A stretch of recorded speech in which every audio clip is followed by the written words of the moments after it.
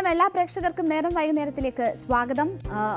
ഈ തെരഞ്ഞെടുപ്പുമായി ബന്ധപ്പെട്ട് ഉയർന്ന വലിയൊരു ചോദ്യമായിരുന്നു കേരള കോൺഗ്രസ് ഈ തെരഞ്ഞെടുപ്പിൽ ഇടതുപക്ഷത്തിനൊപ്പമായിരിക്കുമോ UDF-നൊപ്പമായിരിക്കുമോ എന്നത്. എന്തായാലും ഇപ്പോൾ സ്റ്റിയറിംഗ് കമ്മിറ്റി യോഗത്തിന് ശേഷം ജോസ് കെ മാണി വാർത്താസമ്മേളനം നടത്തിയിരിക്കുകയാണ്. ഇടതിനൊപ്പം എന്ന് ആവർത്തിച്ച് പറയുകയാണ് ജോസ് കെ മാണി ചെയ്തിരിക്കുന്നത്. അതുകൊണ്ട് തന്നെ ഇടതുപക്ഷത്തെ സ്നേഹിക്കുന്ന പ്രവർത്തകരെ സംബന്ധിച്ച് ആ ഒരു ആശങ്ക ഇപ്പോൾ ഒഴിഞ്ഞിരിക്കുന്നു എന്ന് തന്നെ പറയാം. അതേസമയം UDF വലിയ വിസ്മയങ്ങൾ പ്രതീക്ഷിച്ചതാണ്. ആ വിസ്മയങ്ങൾ ഈ ഘട്ടത്തിൽ ഇപ്പോൾ ഉണ്ടാകുന്നില്ല എന്നതുകൂടിയാണ് ഏറ്റവും ഒടുവിലത്തെ വാർത്ത. നമുക്ക് വിശദമായി എല്ലാ വാർത്തകളിലേക്കും കടക്കാം. എല്ലാ പ്രേക്ഷകർക്കും സ്വാഗതം.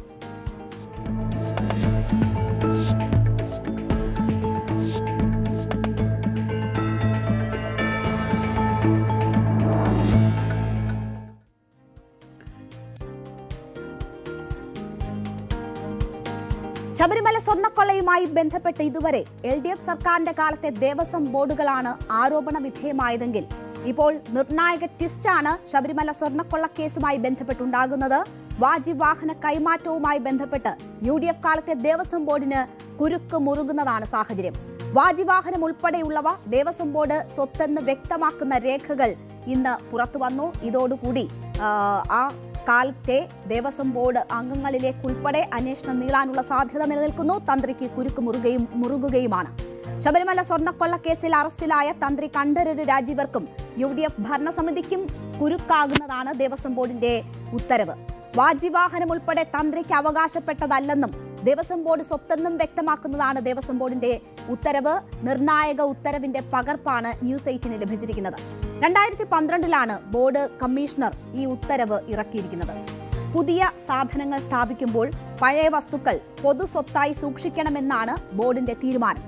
ഈ ഉത്തരവ് നിലനിൽക്കെയാണ് പ്രയാർ ഗോപാലകൃഷ്ണന്റെ ബോർഡ് വാജിവാഹനം തന്ത്രിക്ക് നൽകിയത്. 2017 ഈ വാജിവാഹനം തന്ത്രിക്ക് നൽകിയത്. 2012 ഉത്തരവ് നിലവിലിരിക്കെ 2017 വാജിവാഹനം തന്ത്രിക്ക് കൈമാറിയത് ചട്ടങ്ങൾ ലംഘിച്ചെന്നാണ് കണ്ടെത്തൽ. നിയമവിരുദ്ധമായാണ് വാജിവാഹനം തന്ത്രി കൈക്കലാക്കിയത്.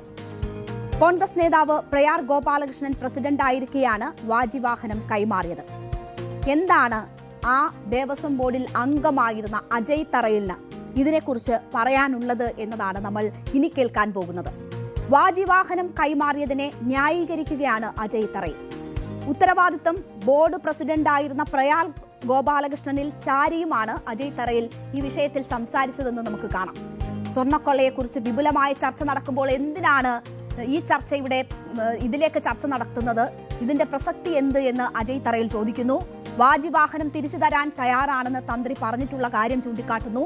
വാജിവാഹനം തന്ത്രിക്ക് നൽകിയതായി മഹസറിൽ രേഖപ്പെടുത്തിയിട്ടുണ്ട്.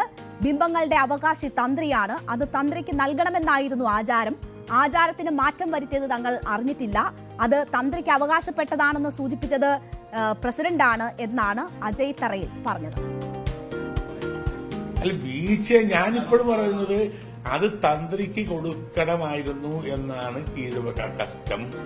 അത് തന്ത്രിക്ക് കൊടുത്തിട്ടുണ്ട്. അത് കേരളത്തിലെ നിരവധി ക്ഷേത്രങ്ങളിൽ അങ്ങനെയാണ് ചെയ്തിട്ടുള്ളത്. ദേവസ്വം ബോർഡിന്റെ ക്ഷേത്രങ്ങളിൽ പണ്ട് അങ്ങനെ ചെയ്തിട്ടുണ്ട്. അത് തന്നെ ഈ ഓർഡറിൽ പറയുന്നില്ലേ, ഇതിനു മുമ്പ് എങ്ങനെയായിരുന്നെങ്കിലും എന്താ പറഞ്ഞിരിക്കുന്നത്. അപ്പൊ ഇങ്ങനെ ഇതിനു മുമ്പ് ഉണ്ടായിരുന്നല്ലോ. ഏതായാലും ഈ കസ്റ്റം നിലവിലുണ്ടായിരുന്നല്ലോ. ആ നിലവിലുള്ള കസ്റ്റത്തിന് ഒരു ഡീവിയേഷൻ വരുത്തിയതിനെ കുറിച്ചുള്ള വ്യക്തതയില്ലായ്മ, അത് ഇപ്പോൾ ഈ ഓർഡർ കിട്ടി. ഇപ്പോഴാണ് ഞങ്ങൾ ഓർഡർ കണ്ടത്. വേറെ ആരും തന്നെ ഞങ്ങൾ ഈ ഓർഡർ കാണിച്ചിട്ടില്ല. ആ ഡീവിയേഷൻ നടത്തിയതില്ലാത്തുള്ള ഒരു വ്യക്തതയില്ലായ്മ ഒരുപക്ഷെ ഉണ്ടാകാം. അതുകൊണ്ടായിരിക്കാം അവർ ഞങ്ങളെ ശ്രദ്ധപ്പെടുത്തായിരുന്നത്. ആ സാധനം ദേവസ്വം ബോർഡ് കൊടുക്കാമെന്ന് 3 മാസം മുമ്പ് രാജീവ് കണ്ഠര് പറഞ്ഞതാണ്. 3 മാസം മുമ്പ് അത് കൊടുക്കാമെന്ന് പറഞ്ഞതാണ്. എന്നിട്ട് ദേവസ്വം ബോർഡ് വാങ്ങിയില്ല. ഏതെങ്കിലും തരത്തിൽ ന്യായീകരിക്കാവുന്നതാണോ അജയ് തറയിൽ ഈ പറയുന്ന കാര്യങ്ങൾ? 2012 ഈ ഉത്തരവ് പുറത്തു വന്നിട്ടുള്ളത്. 2012 ഈ കൈമാറ്റം നടക്കുന്നത് 2017 2012 ബോർഡ് കമ്മീഷണറാണ് ഉത്തരവിറക്കിയത്. ഇത് ഉത്തരവായി ഇറക്കുക മാത്രമല്ല, ഇതിന്റെ സർക്കുലർ എല്ലാ ഓഫീസുകളിലേക്കും എത്തിച്ചിട്ടുമുണ്ട്. ഇത് ശബരിമലയിൽ മാത്രമല്ല, തിരുവിതാംകൂർ ദേവസ്വം ബോർഡിന്റെ കീഴിലുള്ള എല്ലാ ക്ഷേത്രങ്ങളെയും ബാധിക്കുന്ന കാര്യവുമാണ്. ക്ഷേത്രങ്ങളിൽ നിന്നും എന്തെങ്കിലും തരത്തിലുള്ള വസ്തുക്കൾ മാറ്റിവെക്കുമ്പോൾ അത് പുറത്തേക്ക് കൊണ്ടുപോകാനാവില്ലെന്നും പൊതുസ്വത്തായി കാണണമെന്നുമാണ് ഈ ഉത്തരവിലുള്ളത്. പൂജയുടെ ഭാഗമായി ഏതെങ്കിലും സാധനങ്ങൾ മാറ്റേണ്ട സാഹചര്യം വരികയാണെങ്കിൽ അത് ദേവസ്വത്തിന്റെ സ്വത്ത് തന്നെയാണ് എന്നും അത് ആർക്കും കൊണ്ടുപോകാൻ അവകാശമില്ല എന്നും ഈ ഉത്തരവിൽ പറയുന്നുണ്ട്. ഈ ഉത്തരവ് പ്രകാരം പ്രയാർ ഗോപാലകൃഷ്ണന്റെ നേതൃത്വത്തിലുള്ള ബോർഡ് അന്വേഷണത്തിന്റെ പരിധിയിൽ വരാനുള്ള സാഹചര്യമാണ് നിലനിൽക്കുന്നത്. തങ്ങൾക്ക് അറിയില്ലായിരുന്നു ഇങ്ങനെയാണ് മറ്റ് ക്ഷേത്രങ്ങളിൽ നടന്നുകൊണ്ടിരുന്നത് എന്നതൊന്നും ന്യായീകരണമായി ഇതിനു മുന്നിലേക്ക് വരില്ല എന്നതും വ്യക്തമാണ്. അതുകൊണ്ട് തന്നെ ഒന്നും അറിയില്ലായിരുന്നു എന്ന് പറഞ്ഞ് ഒഴിയാൻ പറ്റില്ല എന്നത് വളരെ വ്യക്തമാണ്. അതായത് അത്രയും വ്യക്തമായി കാര്യങ്ങൾ ഈ 2012 ഉത്തരവിൽ പറയുന്നുണ്ട്. അത് എല്ലാ ദേവസ്വം ബോർഡിന്റെ കീഴിലുള്ള ക്ഷേത്രങ്ങൾക്കും ബാധകമാണ് താനും. വാജിവാഹനം തന്ത്രി കണ്ഠരര് രാജീവർക്ക് കൈമാറിയത് രേഖകളില്ലാതെയെന്ന് അക്കാലത്ത് ദേവസ്വം ബോർഡിലെ മറ്റൊരംഗമായിരുന്ന കെ രാഘവൻ കൂടി പ്രതികരിച്ചു. ഇന്ന് വാജിവാഹനം നൽകിയതിൽ വ്യവസ്ഥയോ ലിഖിതമായ രേഖകളോ ഇല്ല. വാജിവാഹനം തന്ത്രിക്കുള്ളതാണെങ്കിൽ രേഖകളില്ലാതെ കൈമാറാൻ പാടില്ലായിരുന്നു. വാജിവാഹനം അങ്ങനെ കൈമാറാൻ പാടില്ലാത്തതാണ്. ദേവസ്വം ബോർഡാണ് വാജിവാഹനം സൂക്ഷിക്കേണ്ടതെന്നും കെ രാഘവൻ വ്യക്തമാക്കി. കൈമാറുമ്പോൾ താൻ ഉണ്ടായിരുന്നോ എന്ന കാര്യം ഓർമ്മയില്ല എന്നതാണ് രാഘവൻ മാധ്യമങ്ങളുടെ ചോദ്യത്തിന് മറുപടിയായി പറഞ്ഞത്. കൊടിമരം മാറ്റാൻ തീരുമാനമെടുത്ത ദേവസ്വം ബോർഡ് യോഗത്തിൽ താൻ ഉണ്ടായിരുന്നില്ല. അന്ന് പ്രയാർ ഗോപാലകൃഷ്ണനും അജയ് തറയിലുമാണ് ഭരണ നേതൃത്വത്തിൽ ഉണ്ടായിരുന്നത്.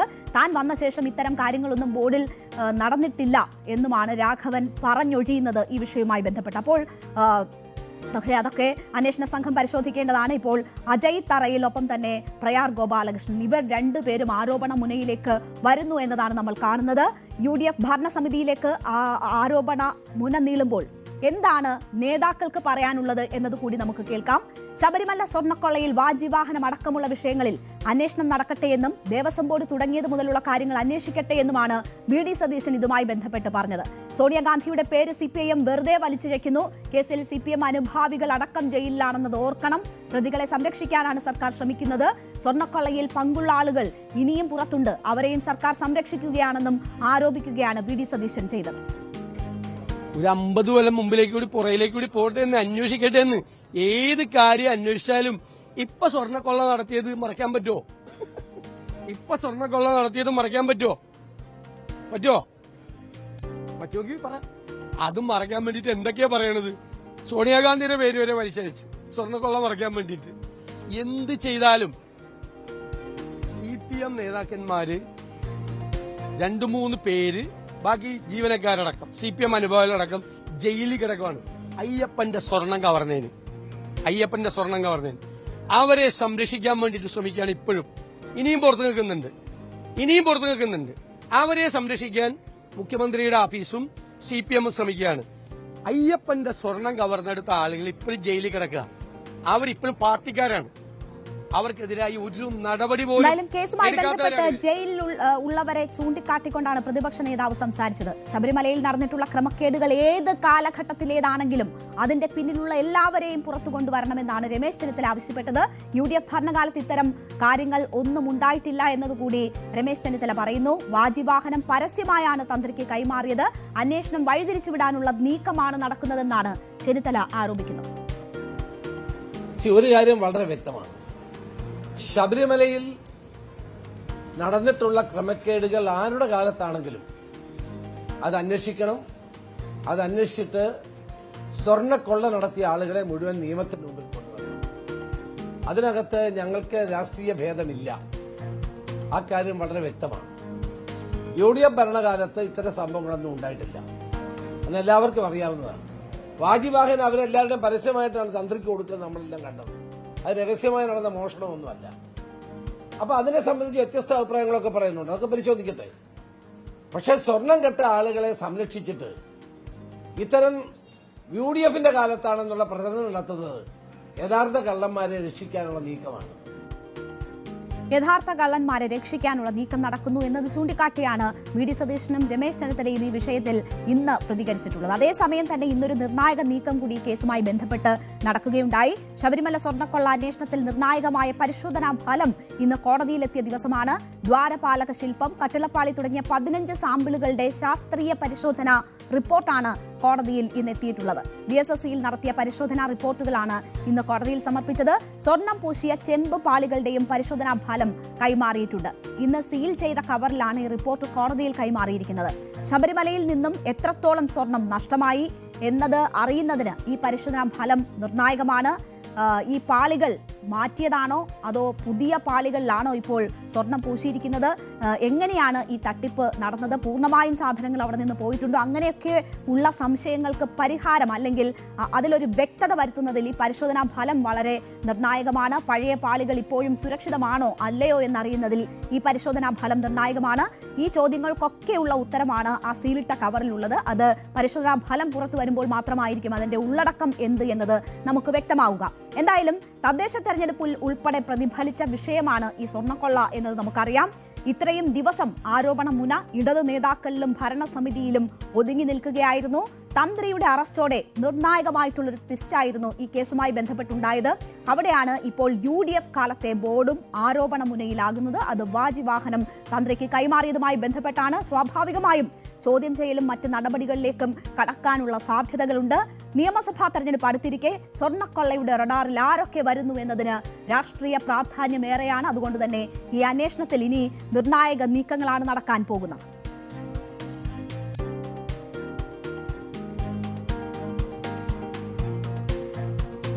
നീതിക്കായി പോരാടാനുറച്ചിരിക്കുകയാണ് രാഹുൽ മാങ്കൂട്ടത്തിലിനെതിരെ മൂന്നാമത്തെ പരാതി നൽകിയ യുവതി. രാഹുലിന്റെ സുഹൃത്ത് ഫെനി നൈനാന്റെ ആരോപണങ്ങൾക്ക് മറുപടി പറഞ്ഞ അതിജീവിത. തലയും വാലുമില്ലാത്ത ചാറ്റുകൾ പുറത്തുവിട്ട് രാഹുൽ മാങ്കൂട്ടത്തിലിന്റെ സുഹൃത്ത് ഫെനി നൈനാൻ തന്നെ അപമാനിക്കാൻ ശ്രമിക്കുകയാണെന്ന് ആരോപിക്കുന്നു. അതിജീവിതയുടെ ശബ്ദ സന്ദേശം ന്യൂസ് 18 ലഭിച്ചു. അതേസമയം ഇന്ന് ജാമ്യാപേക്ഷയിൽ വാദം പൂർത്തിയായെങ്കിലും രാഹുൽ ജയിലിൽ തുടരുന്ന സാഹചര്യമാണുള്ളത്. നാളെയായിരിക്കും ജാമ്യാപേക്ഷയിൽ വിധി പറയുക. എന്താണ് രാഹുൽ മാങ്കൂട്ടത്തിലുമായി ബന്ധപ്പെട്ടുള്ള ബലാത്സംഗ പരാതിയിൽ നടന്നതെന്ന് നോക്കിയാൽ രാഹുലിനും ഫെനി നൈനാനും കുരുക്ക് മുറുകുന്നതാണ് അതിജീവിതയുടെ ഇന്നത്തെ മറുപടി എന്ന് തന്നെ നമുക്ക് പറയാം. അതിജീവിതയെ അപമാനിക്കുന്ന ഫെനി നൈനാൻ ഉൾപ്പെടെയുള്ളവർക്കെതിരെ നടപടി ഉണ്ടാകുമെന്ന സൂചനകൾ കോൺഗ്രസ് നൽകുന്നുമുണ്ട്. 2 മാസം മുൻപ് രാഹുലിനെ കാണാൻ പരാതിക്കാരി പലവട്ടം തന്നോട് അവസരം ചോദിച്ചതായി സമൂഹ മാധ്യമത്തിൽ ഫെനി നൈനാൻ പോസ്റ്റ് ചെയ്ത സ്ക്രീൻഷോട്ടുകളിൽ പറഞ്ഞിരുന്നു. ആ സ്ക്രീൻഷോട്ടുകൾ പോസ്റ്റ് ചെയ്തുകൊണ്ടാണ് അത്തരമൊരു ആരോപണം ഫെനി നൈനാൻ ഉന്നയിച്ചത്. ബലാത്സംഗം തുടർക്കഥയാക്കിയ കൂട്ടാളി രാഹുൽ മാങ്കൂട്ടത്തിലിനെ ന്യായീകരിക്കാനാണ് പീഡനത്തിന് സഹായമൊരുക്കിയ സന്തത സഹചാരി അതിജീവിതയെ അപമാനിക്കാൻ ഈ പോസ്റ്റുകൾ ഇട്ടത്. ഇതിൽ പരാതി നൽകിയതിന് ശേഷമാണ് അതിജീവിത നേരിട്ട് തന്നെ ഇതിൽ പ്രതികരിച്ചത്. തലയും വാലുമില്ലാത്ത ചാറ്റുകൾ പുറത്തുവിട്ട് രാഹുൽ മാങ്കൂട്ടത്തിലിന്റെ സുഹൃത്ത് ഫെനി നൈനാൻ തന്നെ അപമാനിക്കാൻ ശ്രമിക്കുകയാണെന്ന് അതിജീവിത പറയുന്നു. രാഹുലിനെ ഒറ്റയ്ക്ക് കാണാനല്ല അവസരം ചോദിച്ചതെന്ന് അതിജീവിത പറയുന്നു. ശാരീരിക ബന്ധത്തിനുമല്ല സമയം ചോദിച്ചത്, വിശദമായി സംസാരിക്കാനാണ് താൻ സമയം ചോദിച്ചത്. രാഹുലിനെതിരെ നിരവധി പരാതികൾ ഉയർന്ന സാഹചര്യത്തിൽ സത്യാവസ്ഥ അറിയാനാണ് നേരിൽ കാണാൻ ഫെന്നിയോട് സമയം ചോദിച്ചത്. തന്റെ ഒപ്പം ഒരു സുഹൃത്തുണ്ടാകുമെന്ന് ആ ചാറ്റിൽ തന്നെ പറയുന്നുണ്ടായിരുന്നു. അവരുടെ ഒപ്പവും ആളുണ്ടാകുമെന്ന് ഫെന്നി പറഞ്ഞിരുന്നു. ചർച്ചയിലൂടെ പ്രശ്ന പരിഹാരത്തിനാണ് താൻ ശ്രമിച്ചത്, അതല്ലാതെ വീണ്ടും ശാരീരിക ബന്ധത്തിനല്ല ശ്രമിച്ചത് എന്ന് പറയുന്നു. പരാതി നേരത്തെ കൊടുത്തിരുന്നുവെങ്കിൽ മറ്റു 2 പെൺകുട്ടികൾക്ക് ഈ അനുഭവം ഉണ്ടാകുമായിരുന്നില്ല എന്നും ശബ്ദ സന്ദേശത്തിൽ അതിജീവിത പറയുന്നു. അതൊന്ന് കേൾക്കാം. രാഹുല് എനിക്കത് പോകണം, അവിടെ പോകണം, ഇവിടെ പോകണം എന്നൊക്കെ പറഞ്ഞ ആള് ഇറങ്ങി ഓടുന്നൊരു സ്വഭാവം കൂടി ഉണ്ട്. അപ്പൊ നിങ്ങളെ ചാറ്റ് വായിച്ചാൽ നിങ്ങൾക്ക് മനസ്സിലാവും ഇറങ്ങി ഓടാൻ പറ്റില്ല, എനിക്ക് ഇത്ര സമയം വേണമെന്ന് ഞാൻ പറയുന്നുണ്ട്, എനിക്ക് സേഫ് ആയിട്ടൊരു സ്ഥലം വേണമെന്ന് പറയുന്നുണ്ട്. പിന്നെ രാഹുലിനെ കാണാൻ വരും എന്ന് പറയുമ്പോൾ ഞാൻ രാഹുലിന്റെ അടുത്ത് പറയുന്നുണ്ട്, ഞാൻ എന്റെ സൈഡിൽ നിന്ന് ഞാൻ ആരെങ്കിലും കൊണ്ടുവരും. രാഹുലിന്റെ സൈഡിൽ നിന്ന് രാഹുലിന്റെ അമ്മയോ ചേച്ചിയോ കുറച്ച് ഫ്രണ്ട്സിന്റെ പേരുണ്ട്, അത്രയും ഫ്രണ്ട്സോ അല്ലെങ്കിൽ ഫെനി ആരെങ്കിലും കൊണ്ടുപോകും. ഫെനിയാണെങ്കിൽ ഞാൻ അത്രയും കംഫർട്ടബിൾ ആണ്, എനിക്ക് നിന്നെ തീരെ വിശ്വാസമില്ല എന്ന് ഞാൻ രാഹുലിന്റെ അടുത്ത് പറയുന്നുണ്ട്. ഇതേ കാര്യം ഞാൻ ഫെനിയുടെ അടുത്ത് പറയുന്നുണ്ട്. ഫെനി ഞാൻ ഒറ്റയ്ക്കല്ല വരുന്നത്, ഞാൻ വരുമ്പോൾ എൻ്റെ ഒരു ക്ലോസ് ഫ്രണ്ട് എൻ്റെ കൂടെ കാണും, അപ്പൊ രാഹുലിന്റെ കൂടെ നീ വരണം, നീ വരുന്നതാണ് എനിക്ക് കംഫർട്ടബിൾ ആയിട്ടുള്ളത്. പിന്നെ നമ്മൾ കണ്ടിട്ടില്ലല്ലോ, എനിക്ക് നിന്നെ കാണുകയും കൂടെ ചെയ്യാലോ എന്ന് ഞാൻ ഫെനിയുടെ അടുത്ത് പറയുന്നുണ്ട്. പിന്നീട് ഞാൻ ഈ സേഫ് പ്ലേസ് വേണമെന്ന് പറയുന്നുണ്ട് ഇവരായിട്ട്. അതൊക്കെയാണ് നിങ്ങൾ കണ്ടുകൊണ്ടിരിക്കുന്നത്. ഈ തലയും വാലും ഇല്ലാത്ത കുറച്ച് ചാറ്റുകൾ മാത്രം പുറത്ത് വിട്ട് എന്നെ പീഡിപ്പിച്ച ഒരാളെ വീണ്ടും എനിക്ക് 3-4 മണിക്കൂർ കാണണം എന്ന് പറയുമ്പം എന്നെ സ്ലക്ഷ്യം ചെയ്യണം എന്നൊരു ഉദ്ദേശത്തോടുകൂടി മാത്രമാണ് അത് പുറത്തു വിട്ടെന്നാണ് എനിക്ക് മനസ്സിലായത്. 3-4 മണിക്കൂർ കാണണം എന്ന് പറഞ്ഞതിന്റെ ഉദ്ദേശം എനിക്ക് എല്ലാ കാര്യങ്ങളും ഒന്ന് സമാധാനത്തോടെ ഒന്ന് സംസാരിച്ച് ഐ നീഡ് ക്ലോഷർ, അത് ഞാൻ കൃത്യമായിട്ട് പറഞ്ഞിട്ടുള്ള ഒരു കാര്യമാണ്. സേഫ് ആയിട്ടുള്ള സ്ഥലം വേണമെന്നാണ് ഞാൻ പറയുന്നത്. അത് ഓഫീസ് പറ്റത്തില്ല എന്ന് പറഞ്ഞാൽ കൃത്യമായിട്ട് ഞാൻ കാരണം പറഞ്ഞോട് എന്റെ കാരണം കൊണ്ടാണ് ഓഫീസ് പറ്റത്തില്ല എന്ന് പറയുന്നത്. മറ്റെവിടെയായാലും എനിക്ക് കുഴപ്പമില്ല, രാത്രി ആയാലും പകലായാലും കുഴപ്പമില്ല, ബിക്കോസ് ഞാൻ ഒറ്റയ്ക്കല്ല പോകുന്നത്, എന്റെ കൂടെ ആൾക്കാരുണ്ട്, അവിടുന്ന് ആൾക്കാരെ പറഞ്ഞ് ഞാൻ പറഞ്ഞിട്ടുണ്ട്. അല്ലാതെ നിങ്ങൾ വിചാരിക്കുന്നത് പോലെ ഈ 3-4 മണിക്കൂറിൽ എനിക്ക് വീണ്ടും രാഹുലിനോട് ഫിസിക്കൽ കോണ്ടാക്ട് ഉണ്ടാക്കാൻ വേണ്ടിയിട്ടല്ല ഞാൻ പോകുന്നത് പോലും. പിന്നീട് ഇവരിതിങ്ങനെ ഒഴിഞ്ഞു മാറി എനിക്ക് മനസ്സിലായി ഇവരിത് ഒഴിവാക്കുവാണ്. പറഞ്ഞിട്ട് ചെല്ലുവാണെങ്കിൽ രാഹുൽ മുങ്ങുമെന്ന് എനിക്ക് ഉറപ്പുള്ളത് കൊണ്ട് രാഹുലിനോട് പറയാതെയാണ് ഞാൻ പാലക്കാട് ചെല്ലുന്നത്. അപ്പോൾ പാലക്കാട് ചെന്നപ്പോൾ രാഹുൽ ചെയ്തത് ആള് എന്നെ കോൾ എടുക്കാതെ രാഹുലിന്റെ സ്റ്റാഫിനെ കൊണ്ട്, ഫസലുണ്ട്, ആലിവിനുണ്ട്, അവരെ കൊണ്ട് ഇങ്ങനെ മാറി സംസാരിപ്പിച്ച്, ചേച്ചി ഇവിടുത്തെ സാഹചര്യം ഇങ്ങനെയാണ്, രാഹുലേട്ടന് സംസാരിക്കാൻ പറ്റുന്നില്ല, ഞങ്ങൾ കർണാടകയിലാണ്, മാത്തൂരാണ്, ഞങ്ങളുടെ അവസ്ഥ ചേച്ചിയുടെ അവസ്ഥ ഞങ്ങൾക്ക് മനസ്സിലായി, ഞങ്ങളുടെ അവസ്ഥ ഞങ്ങൾ ചേച്ചി ഒന്ന് മനസ്സിലാക്കണം എന്ന് പറഞ്ഞ് രാവിലെ തൊട്ട് രാത്രി വരെ എന്നെ പാലക്കാട് തന്നെ ഇട്ട് ഞാൻ കറങ്ങുമായിരുന്നു. ഇവര് പറയുന്നതനുസരിച്ച് ചേച്ചി ഞങ്ങളിപ്പോ ടൗണിൽ എന്തായാലും ഞങ്ങൾ അവിടെ വരും. പൊതുസമൂഹം ഉൾപ്പെടെ അല്ലെങ്കിൽ പൊതുസമൂഹത്തിന്റെ ഭാഗമായി ചിലരെങ്കിലും ഉയർത്തുന്ന കുറേയധികം സംശയങ്ങൾ, അതിലൊക്കെ മറുപടി പറയാൻ തയ്യാറായി അതിജീവിത സംസാരിക്കുന്നതാണ് നമ്മൾ കേട്ടത്. യുവതിയെ അറിയാമെന്നും രാഹുൽ അവരെ പീഡിപ്പിച്ചെന്ന വിവരം അതിശയമായി തോന്നിയെന്നുമാണ് ഫെനി ആദ്യം സമൂഹ മാധ്യമങ്ങളിൽ പോസ്റ്റ് ചെയ്തത്. ഇതിന് പിന്നാലെയാണ് ചാറ്റുകളുടെ സ്ക്രീൻഷോട്ടുകൾ പോസ്റ്റ് ചെയ്തത്. അതിജീവിതയ്ക്കെതിരായ സൈബർ ആക്രമണത്തിൽ കേസെടുത്ത് രാഷ്ട്രീയ വേട്ടയാടൽ നടക്കുന്നു, കേസ് വന്നതുകൊണ്ട് താൻ പിന്നോട്ട് പോകില്ല എന്ന് പിന്നീട് ഫെനി നൈനാൻ ഫേസ്ബുക്കിൽ കുറിച്ചു. എന്തായാലും സന്തത സഹചാരിയെ അല്ലെങ്കിൽ യജമാനനെ രക്ഷിക്കാൻ വേണ്ടിയൊക്കെയാണ് ഫെനി ഈ കാര്യങ്ങളൊക്കെ കാട്ടിക്കൂട്ടിയത്. ഇപ്പോൾ കോൺഗ്രസ് അതിനോട് പ്രതികരിക്കുന്നുണ്ട്. രാഹുൽ മാങ്കൂട്ടത്തിനെതിരെ പരാതി നൽകിയ അതിജീവിതകൾക്കെതിരായ അധിക്ഷേപത്തിൽ നടപടി ഉണ്ടാകുമെന്ന സന്ദേശമാണ് ഈ വിഷയത്തിൽ ശക്തമായ നിലപാട് സ്വീകരിക്കുന്ന പ്രതിപക്ഷ നേതാവ് വി.ഡി. സതീശൻ നൽകിയിട്ടുള്ളത്. അത്തരക്കാർ പാർട്ടിയിൽ ഉണ്ടാകില്ല, ഫെനി നൈനാനെതിരെ നടപടി ഉണ്ടാകും, സ്ത്രീകളെ അധിക്ഷേപിക്കുന്നവർക്ക് കർശന താക്കീതാണ് നൽകുന്നതെന്നും വി.ഡി. സതീശൻ പ്രതികരിച്ചു. ഒരു തരത്തിലും സ്ത്രീകളെ ആരെ അപമാനിച്ചാലും അത് ഞങ്ങൾ അനുവദിക്കില്ല. അങ്ങനെയുള്ളവര് അവർക്ക് പാർട്ടി താക്കീത് കൊടുക്കും. അവരെ പാർട്ടിയിൽ ഉണ്ടാവില്ല. അത് വീണ്ടും അവരെ ആവർത്തിച്ചു കഴിഞ്ഞാൽ ഒരാളും ഉണ്ടാവില്ല. ഒരാൾ സ്ത്രീകളെ അവമാനിക്കാൻ പാടില്ല.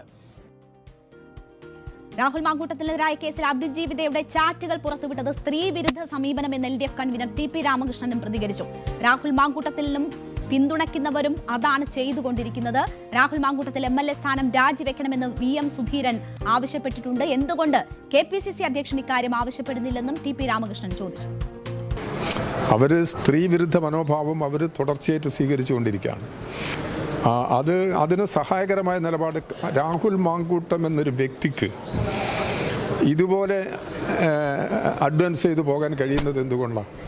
അവരെ സഹായിക്കാനൊരു സംവിധാനം ഉണ്ട് എന്നുള്ളതുകൊണ്ടാണ്.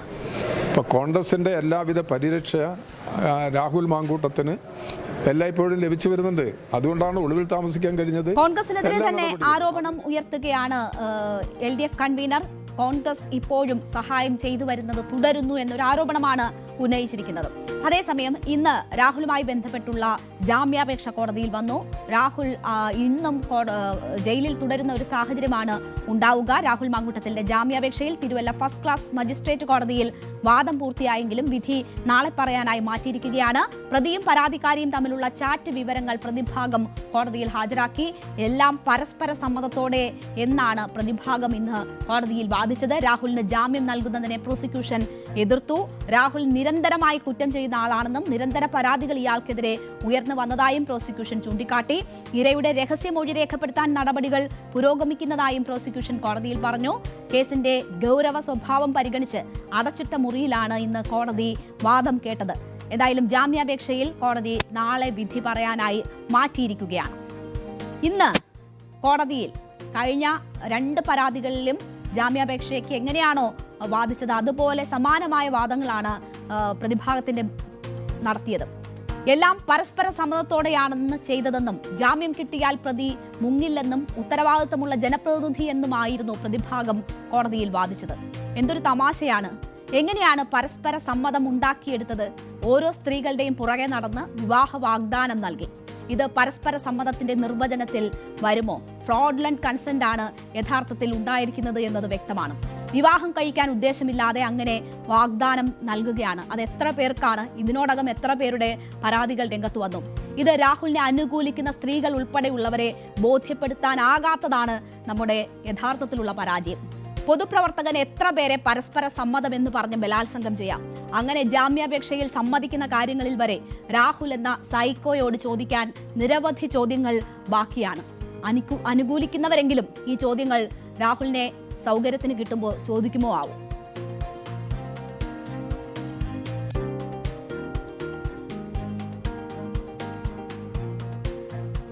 മുന്നണി മാറ്റം സംബന്ധിച്ച എല്ലാ സാഹചര്യങ്ങളും എല്ലാ അഭ്യൂഹങ്ങളോടും പ്രതികരിച്ചിരിക്കുകയാണ് Kerala Congress M chairman Jose K മാണിയും പാർട്ടി MLA-മാരും.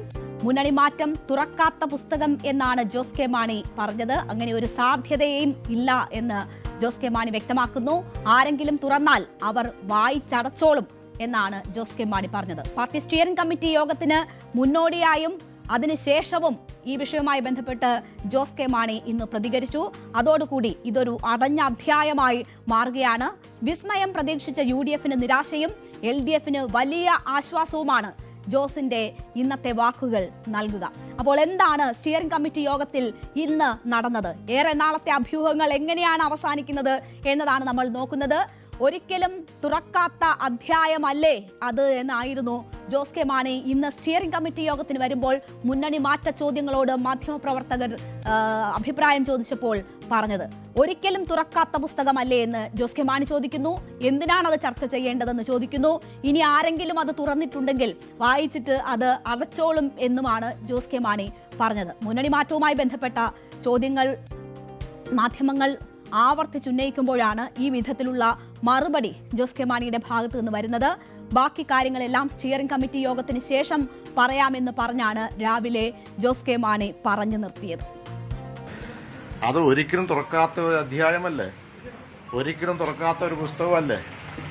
അതുകൊണ്ട് അതിനെ പറ്റി എന്തിനാ ചർച്ച ചെയ്യുന്നത്? ആരെങ്കിലും ആ പുസ്തകം തുറന്നിട്ടുണ്ടെങ്കിൽ വായിച്ചിട്ട് അടച്ചോളും. കേരള കോൺഗ്രസിൽ തന്നെ മുന്നണി മാറ്റവുമായി ബന്ധപ്പെട്ട അഭിപ്രായ ഭിന്നതയുണ്ട് എന്ന് പറഞ്ഞിരുന്നു. ആ സാഹചര്യത്തിൽ മറ്റ് നേതാക്കന്മാരിൽ നിന്നും മാധ്യമങ്ങൾ അഭിപ്രായം തേടി. മുന്നണി മാറ്റം സംബന്ധിച്ച് നടക്കുന്ന ചർച്ചകളിൽ പാർട്ടിയുടെ MLA-മാരും പ്രതികരിച്ചു. മുന്നണി മാറ്റ ചർച്ചകൾ അഭ്യൂഹം മാത്രമാണെന്ന് മന്ത്രി റോഷി അഗസ്റ്റിൻ പറഞ്ഞു. മുഖ്യമന്ത്രിയുമായി സംസാരിച്ചെന്ന കാര്യം തെറ്റാണെന്നും റോഷി അഗസ്റ്റിൻ പറഞ്ഞു. മുഖ്യമന്ത്രിയെ പല ആവശ്യങ്ങൾക്കുമായി മന്ത്രി എന്ന നിലയിൽ അങ്ങോട്ടും ഇങ്ങോട്ടും വിളിക്കാറുണ്ട്. പാർട്ടി നിലപാട് ചെയർമാൻ വ്യക്തമാക്കിയിട്ടുണ്ടെന്നാണ് റോഷി അഗസ്റ്റിൻ ഇതിനോട് പ്രതികരിച്ചത്. അല്ല, മുന്നണി മാറ്റവുമായി ബന്ധപ്പെട്ട് ചില അഭ്യൂഹങ്ങൾ ഉണ്ടായിരുന്നല്ലോ, ആ വിഷയത്തിൽ ചെയർമാൻ പറഞ്ഞു കഴിഞ്ഞല്ലോ. ഞങ്ങൾക്ക് ദിവസം തോറും മണിക്കൂർ തോറും മാറി മാറി പറയുന്ന ഒരു പാർട്ടിയല്ല. പാർട്ടി ചെയർമാൻ അഭ്യൂഹങ്ങൾക്ക് വിരാമം ഇട്ടുകൊണ്ട് ഇന്നലെ മറുപടി പറഞ്ഞു കഴിഞ്ഞു. അത് ചർച്ചയല്ലല്ലോ. ഇപ്പോൾ മുഖ്യമന്ത്രി മജിസ്ട്രേറ്റുമായി നടത്തിയ ചർച്ചയാണ് ആ നീക്കത്തിന് തടസ്സം ആയത് എന്നാണ് ഇപ്പോൾ പറയുന്നത്. നിങ്ങളൊന്ന് വെളിപ്പെടുത്തിയ എളുപ്പമുണ്ടായിരുന്നു. അല്ല, അങ്ങനെ ചർച്ച നടന്നിട്ടുണ്ടായിരുന്നു. ഇല്ലാത്തതുകൊണ്ടല്ലേ ഞാൻ പറഞ്ഞു. എനിക്കറിയാത്ത കാര്യമാണല്ലോ പറയുന്നത്. നമുക്കറിയാവുന്ന കാര്യം എനിക്ക് പറയാൻ പറ്റുള്ളൂ. മുന്നണി മാറ്റമില്ല. അത് എന്തോ നിങ്ങൾ സംസാരിക്കുന്നത് മനസ്സിലാകുന്നില്ല. പാർട്ടി ചെയർമാൻ എന്തോ പറഞ്ഞു? പാർട്ടി ചെയർമാനൊക്കെ വലിയ ആളാണ് ഞാൻ. പാർട്ടി ചെയർമാൻ വ്യക്തമായി കഴിഞ്ഞു. ഇനി അതിനപ്പുറത്തോട്ട് എനിക്ക് സംസാരിക്കാനുണ്ടോ? പാർട്ടിക്കുള്ളിൽ ഭിന്നാഭിപ്രായം ഉണ്ടായിരുന്നു എന്ന് ജോസ് കെ മാണി പറഞ്ഞിട്ടുണ്ട്. ആര് പറഞ്ഞു? ജോസ് കെ മാണി തന്നെ പറഞ്ഞിട്ടുണ്ട്. എന്ത് പറഞ്ഞു? അഭിപ്രായങ്ങളല്ലേ, തീരുമാനമല്ലേ അറിയേണ്ടത്. ചെയർമാനെ മുൻനിർത്തിയാണ് എല്ലാ ചോദ്യങ്ങൾക്കും റോഷി അഗസ്റ്റിൻ മറുപടി പറഞ്ഞത് എന്നത് ശ്രദ്ധേയമാണ്. മുന്നണി മാറ്റത്തിനായി സഭയുടെ ഭാഗത്തു നിന്ന് സമ്മർദ്ദമില്ല എന്ന് ജോബ് മൈക്കിൾ MLA പ്രതികരിച്ചു. LDF-ൽ തന്നെ ഉറച്ചു നിൽക്കുമെന്ന് ചെയർമാൻ വ്യക്തമാക്കിയിട്ടുണ്ട്. അഭ്യൂഹങ്ങൾ പരത്തിയത് മാധ്യമങ്ങളാണെന്നും ജോബ് മൈക്കിൾ പറഞ്ഞു. മുന്നണി മാറ്റത്തിന് സഭ സമ്മർദ്ദം ചെലുത്തിയെന്ന് താൻ പറഞ്ഞിട്ടില്ല എന്നായിരുന്നു പ്രമോദ് നാരായണൻ MLA-യുടെ പ്രതികരണം. സഭയുമായി തനിക്കുള്ളത് നല്ല ബന്ധമാണ്. മകരവിളക്കിന്റെ തിരക്കായതുകൊണ്ടാണ് ഈ കാര്യങ്ങളിൽ മറുപടി പറയാൻ വൈകിയതെന്നും പ്രമോദ് നാരായണൻ പറഞ്ഞു.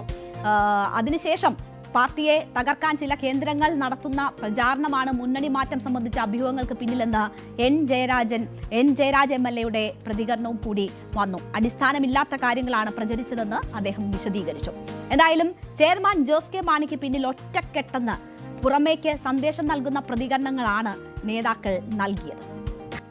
UDF ഒരു പരാജയ ഭീതിയിൽ നിന്നാണ് ഇങ്ങനെയുള്ള ഒരു അഭ്യൂഹങ്ങൾ പരത്തുകയും ആരെങ്കിലും കിട്ടുമോ എന്നുള്ള അന്വേഷണം നടത്തുകയും ചെയ്യുന്നത്. അതിന്റെ ഭാഗമായി സൃഷ്ടിക്കപ്പെട്ട വാർത്തകളാണ് ഇതൊക്കെ. അതിലുപരി കൃത്യമായി ഇടതുപക്ഷ ജനാധിപത്യ മുന്നണിയിൽ കേരള കോൺഗ്രസ് ഉറച്ചു നിൽക്കുമെന്ന് ചെയർമാൻ തന്നെ വ്യക്തമാക്കിയിട്ടുണ്ട്. അങ്ങനെ ഒരു അജണ്ടയിൽ ചെയർമാൻ വളരെ കൃത്യമായി കഴിഞ്ഞ ദിവസം പറഞ്ഞില്ലേ, ഇങ്ങനെ ഒരു ജോസ് സാർ വരുന്നുണ്ട്, ചെയർമാൻ കൃത്യമായിട്ട് പറഞ്ഞില്ലേ. അത് തന്നെ തീരുമാനം, പാർട്ടിയുടെ തീരുമാനം അതാണല്ലോ. അങ്ങനെ ഒറ്റക്കെട്ടാണെന്ന സന്ദേശം നൽകിയാണ് എല്ലാവരും സ്റ്റിയറിംഗ് കമ്മിറ്റി യോഗത്തിലേക്ക് പോയത്. സ്റ്റിയറിംഗ് കമ്മിറ്റി യോഗത്തിന് ശേഷം 4 മണിയോടുകൂടി ജോസ് കെ മാണി വീണ്ടും മാധ്യമങ്ങൾക്ക് മുന്നിലേക്ക് വന്നു. കുറച്ചുകൂടി വ്യക്തമാക്കിക്കൊണ്ടാണ് ജോസ് കെ മാണി ഇത്തവണ സംസാരിച്ചത്. ഇറക്കിവിട്ട സ്ഥലത്തേക്ക് എന്തിനു പോകണമെന്നാണ് Jose K Mani steering committee യോഗത്തിന് ശേഷം ചോദിച്ചത്. അന്ന് സംരക്ഷിച്ചത് പിണറായി വിജയനാണെന്നും അദ്ദേഹം പറഞ്ഞു. UDF-നൊപ്പം എന്ന് ഇപ്പോൾ തീരുമാനം എടുത്താൽ ഈ 5 MLA-മാരും ഒപ്പമുണ്ടാകും. പക്ഷേ LDF-ൽ ഉറച്ചു നിൽക്കുമെന്നാണ് ജോസ് കെ മാണി പറഞ്ഞത്. കേരള കോൺഗ്രസ് പാർട്ടിയെ ചവിട്ടി പുറത്താക്കി UDF-ൽ നിന്ന് അതിനുശേഷം ഞങ്ങളെ ചേർത്ത് പിടിച്ചതാരാ? ഞങ്ങളെ ചേർത്ത് പിടിച്ചത് LDF ആണ്. ഞങ്ങളെ ചേർത്ത് പിടിച്ചത് ബഹുമാനപ്പെട്ട മുഖ്യമന്ത്രി ശ്രീ പിണറായി വിജയൻ സഹാവാണ്. അപ്പോൾ അത് 5 വർഷം കഴിഞ്ഞ് ഞങ്ങൾ തിരിച്ച് ഇങ്ങോട്ട് വരണോ? അങ്ങനെ ഒരു രാഷ്ട്രീയ പ്രസ്ഥാനം ഓരോ 5 വർഷം അങ്ങോട്ടും ഇങ്ങോട്ടും പോകുമോ? ആ നിലപാടിൽ തന്നെയാണ്, ഉറച്ചാണ്. അതുകൊണ്ട് ആ അജണ്ട, അങ്ങനെ ഒരു അജണ്ട, ഒരു നരേറ്റീവ് പുറത്തുനിന്ന് കൊണ്ടുവന്നിട്ടുണ്ടെങ്കിൽ അതിനുള്ള വ്യക്തമായ നമ്മൾ അതിൻ്റെ ഉത്തരങ്ങളൊക്കെ കൊടുത്തിട്ടുണ്ട്. ആ നിലപാടിൽ തന്നെയാണ് കേരള കോൺഗ്രസ് മുന്നോട്ട് പോകുന്നത്. ഞാൻ പറയട്ടെ, ഇന്ന് ഇപ്പം ഞാൻ പറയുകയാണ് ഞങ്ങൾ UDF-ലേക്ക് പോവുകയാണ് എന്ന് പറഞ്ഞാൽ ഈ 5 MLA-മാരും കേരള കോൺഗ്രസിനോടൊപ്പം ഉണ്ടാവും. പക്ഷെ ഒരിക്കലും പോവില്ല, ഞങ്ങളുടെ ഇടതുപക്ഷത്തിനോടൊപ്പമാണ്. ഇവിടെ ഇരുന്ന് ചോദിച്ചു. ജോസ് കെ മാണി ഉൾപ്പെടെയുള്ള ഒരു വിഭാഗത്തിന് UDF-ൽ പോകണമെന്ന തീരുമാനമുണ്ടെന്നും റോഷി അഗസ്റ്റിൻ ഉൾപ്പെടെ ഉള്ളവർ എടുത്ത തീരുമാനമാണ് അതിന് തടയിട്ടത് എന്ന വാദം ശക്തമായിരിക്കെയാണ് ജോസ് കെ മാണി ആ വാർത്താ സമ്മേളനത്തിൽ താൻ UDF-ൽ പോകാൻ തീരുമാനമെടുത്താൽ ഈ 5 പേരും ഒപ്പം ഉണ്ടാകുമെന്നൊരു സന്ദേശം നൽകിയത്. അതായത് എന്റെ വോയിസ് ആണ് അവിടെ ശക്തം എന്ന് ഒന്ന് ഉറപ്പിക്കുകയാണ് ജോസ് കെ മാണി അതിലൂടെ ചെയ്തിരിക്കുന്നത്. എന്തായാലും നിയമസഭാ തെരഞ്ഞെടുപ്പിൽ 13 സീറ്റെങ്കിലും വേണമെന്നൊരാവശ്യം കേരള കോൺഗ്രസ് ചെയർമാൻ ജോസ് കെ മാണി ഉന്നയിക്കുന്നു. ഇക്കാര്യം ഇടതുമുന്നണിയിൽ ആവശ്യപ്പെടും എന്നത് അവർ പറയുകയാണ്. സീറ്റ് ചർച്ചകൾക്കും സ്ഥാനാർത്ഥി നിർണയത്തിനും ജോസ് കെ മാണിയെ സ്റ്റിയറിംഗ് കമ്മിറ്റി ചുമതലപ്പെടുത്തിയിട്ടുണ്ട്. സ്റ്റിയറിംഗ് കമ്മിറ്റി യോഗം കഴിഞ്ഞ് ഈ സീറ്റ് ഷെയറിംഗിനെ സംബന്ധിച്ച് കൂടി ജോസ് കെ മാണി സംസാരിച്ചതൊന്ന് കേൾക്കാം. നിയമസഭാ തെരഞ്ഞെടുപ്പിലേക്കാണ്. ആ തെരഞ്ഞെടുപ്പിൽ സീറ്റുമായി ബന്ധപ്പെട്ട് അത് ചില ഒരു തരത്തിൽ പറഞ്ഞ സീറ്റ് ചർച്ചയിലേക്ക് പോകുമ്പോൾ നമുക്ക് കഴിഞ്ഞ പ്രാവശ്യം 13 സീറ്റാണ് ഉണ്ടായിരുന്നത്. അത് 12 സീറ്റായി ഇടതുപക്ഷത്തിൻ്റെതായിട്ട് അത് നമ്മുടെ ചർച്ചയിൽ വന്നു കഴിഞ്ഞു. ചർച്ചയിലല്ല, അവരുടെ ഒരു ആവശ്യം മുന്നോട്ട് CPM വെച്ചപ്പോൾ കുറ്റിയാടി വിട്ടുകൊടുക്കുകയുണ്ടായി. ഇപ്രാവശ്യം 13 സീറ്റ് മിനിമം എങ്കിലും അത് വേണം. അത് മാത്രമല്ല, അതിൻ്റെ അപ്പുറത്തേക്ക് എത്രമാത്രം കടക്കാൻ കഴിയും എന്നുള്ളതും ചർച്ച ചെയ്യണം എന്ന് പാർട്ടി തീരുമാനമെടുത്തിട്ടുണ്ട്. അതോ ആ തീരുമാനങ്ങളും അതുപോലെ തന്നെ നമ്മളെ സ്ഥാനാർത്ഥിയെ നിശ്ചയിക്കുന്നതും ഇതുമായി ബന്ധപ്പെട്ടുള്ള കാര്യങ്ങൾ പാർട്ടി ചെയർമാനെ അതിൻ്റെ ഉത്തരവാദിത്വം ഏൽപ്പിച്ചിരിക്കുകയാണ്. എന്തായാലും 12 എന്നുള്ളത് 13 സീറ്റായി ഉയർത്തി ചോദിക്കാനാണ് കേരള കോൺഗ്രസ് തീരുമാനമെടുത്തിരിക്കുന്നത്. ഈ നിയമസഭാ തെരഞ്ഞെടുപ്പിൽ എന്തായാലും ഇടതിനൊപ്പം തന്നെയാണ് താനായിരിക്കും മേഖല ജാഥ നയിക്കുക എന്നത് ജോസ് കെ മാണി നേരത്തെ തന്നെ സൂചിപ്പിച്ചതാണ്. അപ്പോൾ രണ്ടില പിളരുന്നില്ല, ഇടതിനൊപ്പം ഉറച്ചു നിൽക്കാനുള്ള തീരുമാനമാണ് എടുത്തിരിക്കുന്നത്. അപ്പോൾ വിസ്മയം കാത്തിരിക്കുന്നവർ അല്പസമയത്തിനകം അല്ലെങ്കിൽ ദിവസങ്ങൾക്കകം ഉണ്ടാകുമെന്ന് പറഞ്ഞവർ എങ്ങനെയാണ് ഈ സാഹചര്യത്തിൽ പ്രതികരിച്ചത്, നേരിട്ടത് എന്നതുകൂടി നമുക്ക് നോക്കാം. ഒരു ചർച്ചയും ആരുമായും നടത്തിയിട്ടില്ല എന്നാണ് VD സതീശനും രമേശ് ചെന്നിത്തലയും ഇന്ന് പറഞ്ഞത്. UDF കേരള കോൺഗ്രസ് എമ്മുമായി ചർച്ച നടത്തിയിട്ടില്ല എന്ന് പ്രതിപക്ഷ നേതാവ് VD സതീശൻ പറഞ്ഞപ്പോൾ KM മാണിയെ അപമാനിച്ചവർ KM മാണിക്ക് വേണ്ടി സ്മാരകം നിർമ്മിക്കാൻ തീരുമാനിച്ചതിൽ സന്തോഷമുണ്ട് എന്ന് VD സതീശൻ പറഞ്ഞപ്പോൾ ആരോടും അങ്ങോട്ട് ചെന്ന് വരണമെന്നാവശ്യപ്പെട്ടിട്ടില്ല എന്നാണ് രമേശ് ചെന്നിത്തല മാധ്യമങ്ങളോട് പറഞ്ഞത്.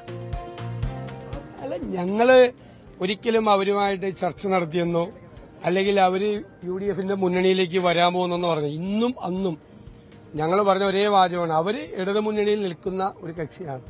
അവരുടെ വിശ്വാസ്യതയെ ബാധിക്കുന്ന ഒന്നും ഞങ്ങൾ പറഞ്ഞിട്ടില്ല, ഞങ്ങൾ സംസാരിച്ചിട്ടില്ല. ഇപ്പൊ എന്തായാലും KM മാണി സാറിന് ഒരു സ്മാരകം പണിയാൻ തിരുവനന്തപുരത്ത് സ്ഥലം അനുവദിച്ചതിനെ ഞാൻ സ്വാഗതം ചെയ്യുന്നു. ഗവൺമെന്റ് എടുത്ത നല്ല തീരുമാനമാണ്. പരിണതപ്രജ്ഞനായ രാഷ്ട്രീയ നേതാവാണ്. വരാനിരിക്കുന്ന തലമുറ KM മാണി സാർ ആരായിരുന്നു എന്ന് തിരിച്ചറിയണം. അദ്ദേഹത്തിന്റെ ഒരു സ്മാരകം വേണം, അവിടെ നല്ല പഠനങ്ങൾ നടക്കണം. തീർച്ചയായിട്ടും ആ സ്ഥലം കിട്ടാൻ വേണ്ടിയിട്ട് ഞങ്ങൾ കൂടി ഒരു നിമിത്തമായതിൽ ഞങ്ങൾക്ക് വലിയ സന്തോഷമുണ്ട്. ഞങ്ങൾ ആരോടും ഇതുവരെ കേരള കോൺഗ്രസുമായി മുന്നണി പ്രവേശന ചർച്ച നടത്തിയിട്ടില്ല. ഞങ്ങൾക്ക് UDF-നെ സംബന്ധിച്ചിടത്തോളം ഞങ്ങളുടെ നിലപാട് വളരെ വ്യക്തമാണ്. ആരെങ്കിലും UDF-ൽ ചേരാൻ താല്പര്യം പ്രകടിപ്പിച്ചാൽ അവരോട് ചർച്ച ചെയ്യുക എന്നുള്ളതല്ലാതെ ആരെയും ഞങ്ങൾ അങ്ങോട്ട് ചെന്ന് ഞങ്ങൾ ആരും ക്ഷണിച്ചിട്ടില്ല. ഞങ്ങൾ അവരില്ലാതെ തന്നെ, കേരള കോൺഗ്രസ് എം ഇല്ലാതെ തന്നെ കഴിഞ്ഞ പാർലമെന്റ് തെരഞ്ഞെടുപ്പിലും കഴിഞ്ഞ പഞ്ചായത്ത് തെരഞ്ഞെടുപ്പിലും ഉജ്ജ്വലമായ വിജയമാണ് UDF നേടിയിട്ടുള്ളത്. ആ വിജയം നിയമസഭാ തെരഞ്ഞെടുപ്പിലും ആവർത്തിക്കുമെന്ന് ഞങ്ങൾക്ക് ഉറപ്പുണ്ട്. അപ്പൊ അതുകൊണ്ട് ഞങ്ങൾ ഒരു കക്ഷിയുടെയും പിന്നാലെ പോയിട്ടില്ല. ഒരു കക്ഷിയുമായി എന്തായാലും പിന്നാലെ പോയിട്ടില്ല എന്ന് പറഞ്ഞുകൊണ്ടാണ് UDF ഈ കാര്യത്തിൽ പ്രതികരണങ്ങൾ നടത്തുന്നത്. എന്താണ് നിയമസഭാ തെരഞ്ഞെടുപ്പ് പ്രഖ്യാപനത്തിലേക്ക് അടുത്ത സാഹചര്യത്തിൽ കേരള രാഷ്ട്രീയത്തെ ചൂടുപിടിപ്പിച്ചുകൊണ്ട് മുന്നണി മാറ്റ ചർച്ചകൾ സജീവമായത് എങ്ങനെയാണ്? അതുകൂടി നോക്കിയാൽ 2021 നിയമസഭാ തെരഞ്ഞെടുപ്പിന് മാസങ്ങൾക്ക് മുൻപാണ് UDF വിട്ട് ഇടതുപാളയത്തിൽ കേരള കോൺഗ്രസ് എം എത്തുന്നത്. 5 വർഷത്തിനിപ്പുറം വീണ്ടും UDF പാളയത്തിൽ നീങ്ങുന്നു എന്ന അഭ്യൂഹങ്ങളായിരുന്നു കഴിഞ്ഞ ദിവസങ്ങളിൽ ഉയർന്നു കേട്ടത്. കേന്ദ്ര സർക്കാരിനെതിരെ ഇടതുമുന്നണി നടത്തിയ സത്യാഗ്രഹ സമരത്തിലെ ജോസ് കെ മാണിയുടെ അഭാവം ഏറെ ചർച്ചയായിരുന്നു. കഴിഞ്ഞ 2 LDF യോഗത്തിൽ ജോസ് കെ മാണി പങ്കെടുത്തിരുന്നില്ല എന്നതും ഈ അഭ്യൂഹങ്ങൾക്ക് കരുത്തു പകർന്നു. ജോസ് കെ മാണി UDF പാളയത്തിലേക്ക് നീങ്ങിയപ്പോൾ പാർട്ടിക്കുള്ളിലെ കടുത്ത അഭിപ്രായ ഭിന്നതയാണ് മറനീക്കി പുറത്തുവന്നത്. റോഷി അഗസ്റ്റിനും റാന്നി MLA പ്രമോദ് നാരായണും LDF-ൽ തുടരുമെന്ന് സമൂഹ മാധ്യമത്തിൽ മുഖ്യമന്ത്രിക്കൊപ്പമുള്ള ചിത്രം പങ്കുവച്ച് പോസ്റ്റ് ചെയ്തു. രണ്ടുപേരും ഒരു നിലപാട് പ്രഖ്യാപനം നടത്തുകയായിരുന്നു അതിലൂടെ. അതാണ് വീണ്ടും ഒരു പിളർപ്പിലേക്ക് പാർട്ടി പോകുമോ എന്ന സംശയം ശക്തമാക്കിയത്. മന്ത്രി റോഷി അഗസ്റ്റിനും പ്രമോദ് നാരായണനും LDF-ൽ തുടരുമെന്ന് സമൂഹ മാധ്യമത്തിൽ ചിത്രം പങ്കുവച്ചതിന് പിന്നാലെ അത്തരം അഭ്യൂഹങ്ങൾ ശക്തമായി, ചർച്ചകൾ ശക്തമായി. മുന്നണി മാറ്റം സംബന്ധിച്ച അഭ്യൂഹങ്ങൾ അടിസ്ഥാനരഹിതമാണെന്നും party chairman Jose K Mani തന്നെ നിലപാട് വ്യക്തമാക്കിയിട്ടുണ്ടെന്നും മന്ത്രി റോഷി അഗസ്റ്റിൻ പിന്നീട് പ്രതികരിച്ചതോടെ ഈ പിളർപ്പ് ആസന്നമാണോ എന്ന തരത്തിലൊക്കെയുള്ള സംശയം ഉണ്ടായി. പിന്നീട് ജോസ് കെ മാണി തന്നെ അത് തള്ളിപ്പറഞ്ഞു. ആദ്യമിട്ട ഫേസ്ബുക്ക് പോസ്റ്റ് അവ്യക്തതയുണ്ടായതിനാൽ പിന്നീട് അത് തിരുത്തി പോസ്റ്റ് ചെയ്തു. പിന്നീട് മാധ്യമങ്ങൾക്ക് മുന്നിൽ പ്രതികരിച്ചു. അപ്പോഴും ചില സാധ്യതകൾ, തങ്ങൾ എവിടെയുണ്ടോ അവിടെ ജയം എന്ന തരത്തിൽ ചില സാധ്യതകൾ അവശേഷിപ്പിച്ചു. എന്തായാലും സ്റ്റിയറിംഗ് കമ്മിറ്റിയാണ് ഒരു അന്തിമ തീരുമാനം അക്കാര്യവുമായി ബന്ധപ്പെട്ട് പ്രഖ്യാപിക്കുക എന്നത് കരുതിയിരുന്നു. അവിടെയാണ് സംശയങ്ങൾക്കിട നൽകാത്ത തരത്തിൽ ഇപ്പോൾ ജോസ് കെ മാണി കാര്യങ്ങൾ അവതരിപ്പിച്ചിരിക്കുന്നത്.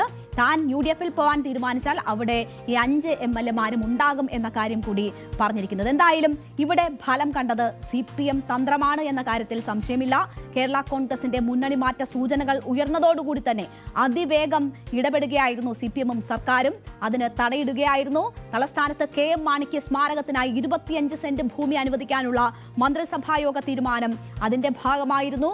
അതിനുമപ്പുറം മുഖ്യമന്ത്രി തന്നെ നേരിട്ടിറങ്ങി ഇടപെട്ടതിലൂടെയാണ് റോഷി അഗസ്റ്റിനെയും MLA-മാരെയും ഒപ്പം നിർത്താനായത്. ഇങ്ങനെ പാർട്ടിയിൽ ഉടലെടുത്ത ഭിന്നതയാണ് ജോസിന് വീണ്ടും വിചാരമുണ്ടാക്കിയത്. അല്ലെങ്കിൽ സഭാ നേതൃത്വവുമായും കോൺഗ്രസ് നേതാക്കളുമായി ആലോചിച്ചുറപ്പിച്ച നീക്കം പൊളിയാൻ ഇടയാക്കിയത്. എന്തായാലും വിസ്മയം ഉടനെന്ന് പറഞ്ഞ് ജോസിനെ കാത്തിരുന്ന പ്രതിപക്ഷ നേതാവ് ഉൾപ്പെടെയുള്ളവർക്ക് തിരിച്ചടിയാണ് ഇപ്പോഴത്തെ തീരുമാനം. അപ്പോൾ നമുക്ക് അടുത്ത ഫോക്കസ് വാർത്തകളിലേക്ക് എത്താം. അതിനു മുൻപ് ചെറിയൊരു ഇടവേള. എല്ലാവരും ഉറ്റുനോക്കിയിരുന്ന തിരഞ്ഞെടുപ്പാണ് ബൃഹൻ മുംബൈ മുനിസിപ്പൽ കോർപ്പറേഷൻ തെരഞ്ഞെടുപ്പ്. ആ തെരഞ്ഞെടുപ്പിൽ BJP നയിക്കുന്ന മഹായുതി സഖ്യം കേവല ഭൂരിപക്ഷം നേടിയിരിക്കുകയാണ്. 88 സീറ്റുകൾ നേടി BJP ഏറ്റവും വലിയ ഒറ്റകക്ഷിയായപ്പോൾ ശിവസേന ഉദ്ധവ് MNS സഖ്യത്തിന് 60-ലധികം വാർഡുകൾ മാത്രമാണ് ലീഡുള്ളത്. ഒറ്റയ്ക്ക് മത്സരിച്ച കോൺഗ്രസ് 8 സീറ്റുകളിലേക്ക് ഒതുങ്ങുന്ന സാഹചര്യം കൂടി ആ തെരഞ്ഞെടുപ്പിൽ കണ്ടു. ഇതോടെ 29 വർഷത്തിന് ശേഷം ശിവസേനയ്ക്ക് ബൃഹൻ മുംബൈ മുനിസിപ്പൽ കോർപ്പറേഷൻ ഭരണം നഷ്ടപ്പെടുകയാണ്. ഭൂരിപക്ഷം കോർപ്പറേഷനുകളിലും BJP സഖ്യമാണ് മുന്നിൽ. വിശദമായി തെരഞ്ഞെടുപ്പ് ഫലങ്ങളിലേക്ക് കടന്നാൽ ശിവസേന പാർട്ടികളുടെ ശക്തി കേന്ദ്രമായ ബൃഹൻ മുംബൈ മുനിസിപ്പൽ കോർപ്പറേഷനിൽ കേവല ഭൂരിപക്ഷം കടന്നു. BJP നയിക്കുന്ന മഹായുതി സഖ്യം മുന്നേറി. ആകെ 227 വാർഡുകളിൽ 124 മഹായുതി സഖ്യം മുന്നിട്ട് നിൽക്കുകയാണ്. BJP 96 ശിവസേന 28 എന്നതാണ് സാഹചര്യം. ഇതോടെ മഹായുതി സഖ്യം കേവല ഭൂരിപക്ഷം കടന്നിരിക്കുന്നു. അതേസമയം ശിവസേന ഉദ്ധവ് താക്കറെ വിഭാഗം ശക്തമായ മത്സരം കാഴ്ചവെച്ചു. ഉദ്ധവ് താക്കറെയുടെ പാർട്ടി 85 സീറ്റിൽ മുന്നിലെത്തി. അതേസമയം ഒറ്റയ്ക്ക് മത്സരിച്ച കോൺഗ്രസ് ഒറ്റയക്കത്തിലേക്ക് ഒതുങ്ങുന്നതാണ് കണ്ടത്. വെറും 8 വാർഡുകൾ മാത്രമാണ് കോൺഗ്രസ് വിജയിച്ചത്. രാജ് താക്കറെയുടെ മഹാരാഷ്ട്ര നവനിർമ്മാൺ സേന 5 സീറ്റിൽ ഒതുങ്ങി. ഇരു NCP പാർട്ടികൾക്കും ഒറ്റ സീറ്റിൽ പോലും വിജയിക്കാനായില്ല എന്നൊരു സാഹചര്യം കൂടിയുണ്ട്. മഹാരാഷ്ട്ര മുനിസിപ്പൽ കോർപ്പറേഷൻ തെരഞ്ഞെടുപ്പിൽ BJPക്ക് വൻ മുന്നേറ്റമുണ്ടായ സാഹചര്യമാണ് ഉള്ളത്. 29 മുനിസിപ്പൽ കോർപ്പറേഷനുകളിൽ 14 BJP, ശിവസേന ഏക്നാഥ് ഷിൻഡെ വിഭാഗം, NCP അജിത് പവാർ എന്ന സഖ്യം മുന്നേറി. 13 ഇടങ്ങളിൽ ഇന്ത്യ മുന്നണിയാണ് ലീഡ് ചെയ്യുന്നത്. മുംബൈ കോർപ്പറേഷനിൽ ആകെ 52.94% പോളിംഗ് രേഖപ്പെടുത്തിയത്. 4 വർഷത്തെ കാലതാമസത്തിന് ശേഷമാണ് തെരഞ്ഞെടുപ്പ് നടന്നത്. 2017 ഏറ്റവും അവസാനമായി BMC തെരഞ്ഞെടുപ്പ് നടന്നത്. ഷെഡ്യൂൾ അനുസരിച്ച് തെരഞ്ഞെടുപ്പ് 2022 നടക്കേണ്ടതായിരുന്നു. എന്നാൽ കോവിഡ് അടക്കമുള്ള കാരണങ്ങളാൽ തെരഞ്ഞെടുപ്പ് വൈകുകയാണ് ഉണ്ടായത്. നമ്മൾ ഇന്നലെ വിശദമായി തന്നെ എന്താണ് ഈ BMCയുടെ പ്രത്യേകത എന്നത് നോക്കിയതാണ്. രാജ്യത്തെ ഏറ്റവും സമ്പന്നമായ മുനിസിപ്പൽ കോർപ്പറേഷനാണ് BMC. 75,000 കോടിയാണ് വാർഷിക ബജറ്റ്. 2025-26 സാമ്പത്തിക വർഷത്തിലേക്ക് ഏതാണ്ട് 74,427 കോടിയിലധികം രൂപയുടെ ബജറ്റാണ് BMCക്കുള്ളത്. ഈ 2025 ഫെബ്രുവരി 4 പാസാക്കിയ ബജറ്റാണ് അത്. രാജ്യത്തെ പല സംസ്ഥാനങ്ങളുടെ ബജറ്റുകൾ പോലും പിന്തള്ളുന്നതാണ് BMCയുടെ ബജറ്റ്.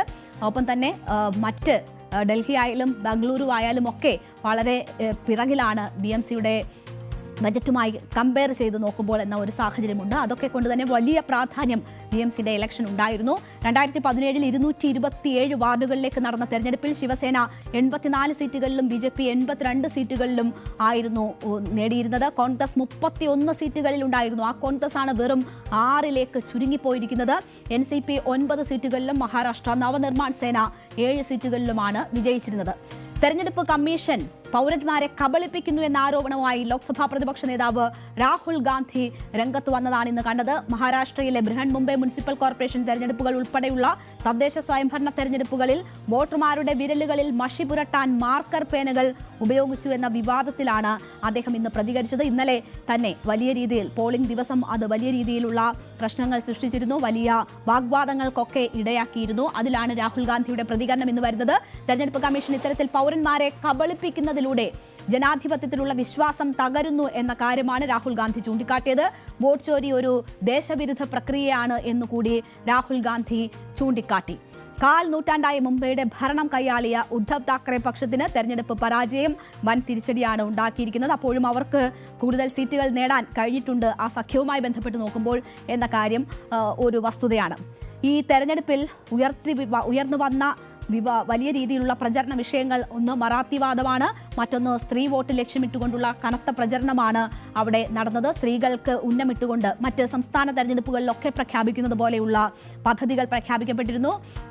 BJP മഹായുതി സഖ്യം അവർക്ക് ബസ് കൺസെഷൻ 50% കൺസെഷൻ ഉൾപ്പെടെ ഉള്ള വാഗ്ദാനങ്ങൾ സ്ത്രീകളെ സംബന്ധിച്ച് നൽകിയിരുന്നു. സംരംഭങ്ങൾ തുടങ്ങുന്നവർക്ക് 5 ലക്ഷം രൂപയുടെ ലോൺ ഉൾപ്പെടെയുള്ള വാഗ്ദാനങ്ങളൊക്കെ ഉണ്ടായിരുന്നു. എന്തായാലും അവരുടെ പ്രചരണം ആ രീതിയിൽ വളരെ ലക്ഷ്യം കണ്ടു എന്ന് തന്നെ ഈ വലിയ വിജയം സൂചിപ്പിക്കുന്നുണ്ട് എന്ന കാര്യത്തിൽ സംശയമില്ല. എന്തായാലും ഫഡ്നാവിസ് ഉൾപ്പെടെയുള്ളവർ BJP സംസ്ഥാന അധ്യക്ഷനെ വിളിച്ച് ഈ വിജയത്തിൽ ആശംസകൾ നേരുന്നതുൾപ്പെടെ കാണാമായിരുന്നു. എന്തായാലും BJP വലിയ രീതിയിൽ ആ വിജയം ആഘോഷിക്കുകയാണ്. BMCയുടെ വിജയം ആഘോഷിക്കുന്നതാണ് നമ്മൾ കണ്ടുവരുന്നത്. ഒരു സംസ്ഥാന ഭരണത്തേക്കാൾ വീറും വാശിയുമുള്ള തെരഞ്ഞെടുപ്പായിരുന്നു അവിടെ നടന്നത്. നിയമസഭാ തെരഞ്ഞെടുപ്പിലേറ്റ വൻ തിരിച്ചടിക്ക് ശേഷം നടന്ന തെരഞ്ഞെടുപ്പിലും ഇന്ത്യ സഖ്യത്തിന് തിരിച്ചടി തന്നെ അവിടെ ഉണ്ടായിരിക്കുന്നു. അതേസമയം നിയമസഭാ തെരഞ്ഞെടുപ്പിന് പിന്നാലെ ഇപ്പോൾ കോർപ്പറേഷൻ ഇലക്ഷനിലും വിജയിക്കാനായത് BJPക്ക് ഇരട്ടി നേട്ടമായി മാറുന്നുണ്ട്. മോദി പ്രഭാവം മങ്ങുന്നില്ല എന്ന് വേണമെങ്കിൽ BMC ഇലക്ഷന്റെ പശ്ചാത്തലത്തിൽ കൂടി പറയാൻ പറ്റുന്ന സാഹചര്യമാണ് മഹാരാഷ്ട്രയെ സംബന്ധിച്ചുണ്ടാകുന്നത്. പ്രാദേശിക വിഷയത്തിനൊപ്പം തന്നെ ദേശീയ വിഷയങ്ങൾ പോലും അവിടെ ചർച്ചയായിരുന്നതാണ്. അത്രമേൽ വളരെ പ്രധാനപ്പെട്ട ഒരു തെരഞ്ഞെടുപ്പിലാണ് BJPക്ക് തിളക്കമാർന്ന വിജയം മഹാരാഷ്ട്രയിൽ ലഭിക്കുന്നത്.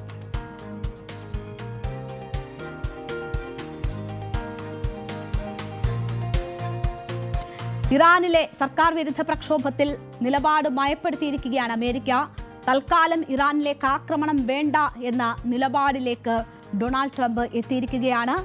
പലതവണ ഈ വിഷയവുമായി ബന്ധപ്പെട്ട് ആശയക്കുഴപ്പമുണ്ടാക്കുന്ന തരത്തിലുള്ള പ്രതികരണങ്ങൾ ട്രംപിന്റെ ഭാഗത്തു നിന്നും ഉണ്ടായിട്ടുണ്ട്. ഇറാനോടുള്ള നിലപാട് മയപ്പെടുത്താൻ പല വിധത്തിലുള്ള കാരണങ്ങൾ അന്താരാഷ്ട്ര മാധ്യമങ്ങളൊക്കെ ചൂണ്ടിക്കാട്ടുന്നുണ്ട്. ഗൾഫ് സഖ്യകക്ഷികളുടെ സമ്മർദ്ദം ചൂണ്ടിക്കാട്ടുന്നുണ്ട്. നെതന്യാഹുവിന്റെ തന്നെ ഇടപെടൽ ഇതിന് കാരണമായി എന്ന് ചൂണ്ടിക്കാട്ടുന്നുണ്ട്. രാജ്യവ്യാപകമായ പ്രതിഷേധങ്ങൾക്ക് നേരെ ഇറാൻ ഭരണകൂടം സ്വീകരിക്കുന്ന അടിച്ചമർത്തലിൽ ശക്തമായ നടപടി ഉണ്ടാകുമെന്ന് നിരവധി തവണ മുന്നറിയിപ്പ് നൽകിയ ട്രംപാണ് ഇപ്പോൾ ഒരു പിന്മാറ്റത്തിന്റെ സൂചനകൾ നടത്തുന്നത്. അത് ഇറാൻ തിരിച്ചടിക്കും എന്ന ശക്തമായ നിലപാട് സ്വീകരിച്ചതാണോ അതോ മറ്റ് സമ്മർദ്ദങ്ങളാണോ എന്നത് വ്യക്തമല്ല. ഈ നീക്കം ശാശ്വതമാണോ എന്നും അറിയില്ല. അപ്പോൾ എന്താണ് ട്രംപിനെ ഇപ്പോൾ പുതിയ നിലപാടിലേക്ക് എത്തിച്ച സാഹചര്യങ്ങൾ എന്ന് നോക്കിയാൽ സൈനിക നടപടി നീക്കം നിർത്തിവെക്കാനാണ് ട്രംപ് ഇപ്പോൾ തീരുമാനിച്ചിരിക്കുന്നത് എന്നതാണ് അറിയുന്നത്. അറബ് സഖ്യ കക്ഷികളിൽ നിന്നുള്ള നയതന്ത്രപരമായ വലിയ സമ്മർദ്ദം ട്രംപിന് മേലുണ്ട് എന്നത് അറിയുന്നു. ഇസ്രായേൽ പ്രധാനമന്ത്രി ബെഞ്ചമിൻ നെതന്യാഹുവിന്റെ ഇടപെടലും ഈ വിഷയവുമായി ബന്ധപ്പെട്ട് ഉണ്ടായിട്ടുണ്ട് എന്നതാണ് മനസ്സിലാകുന്നത്. US സൈനിക വിന്യാസത്തെക്കുറിച്ചുള്ള ആശങ്കകൾ ഈ നെതന്യാഹു അറിയിച്ചിട്ടുണ്ട് എന്നത് മനസ്സിലാകുന്നു. വാഷിംഗ്ടണിലെ നിലവിലെ സമീപനത്തെ ഈ കാര്യങ്ങളൊക്കെ സ്വാധീനിച്ചിരിക്കാം എന്നാണ് വിലയിരുത്തുന്നത്.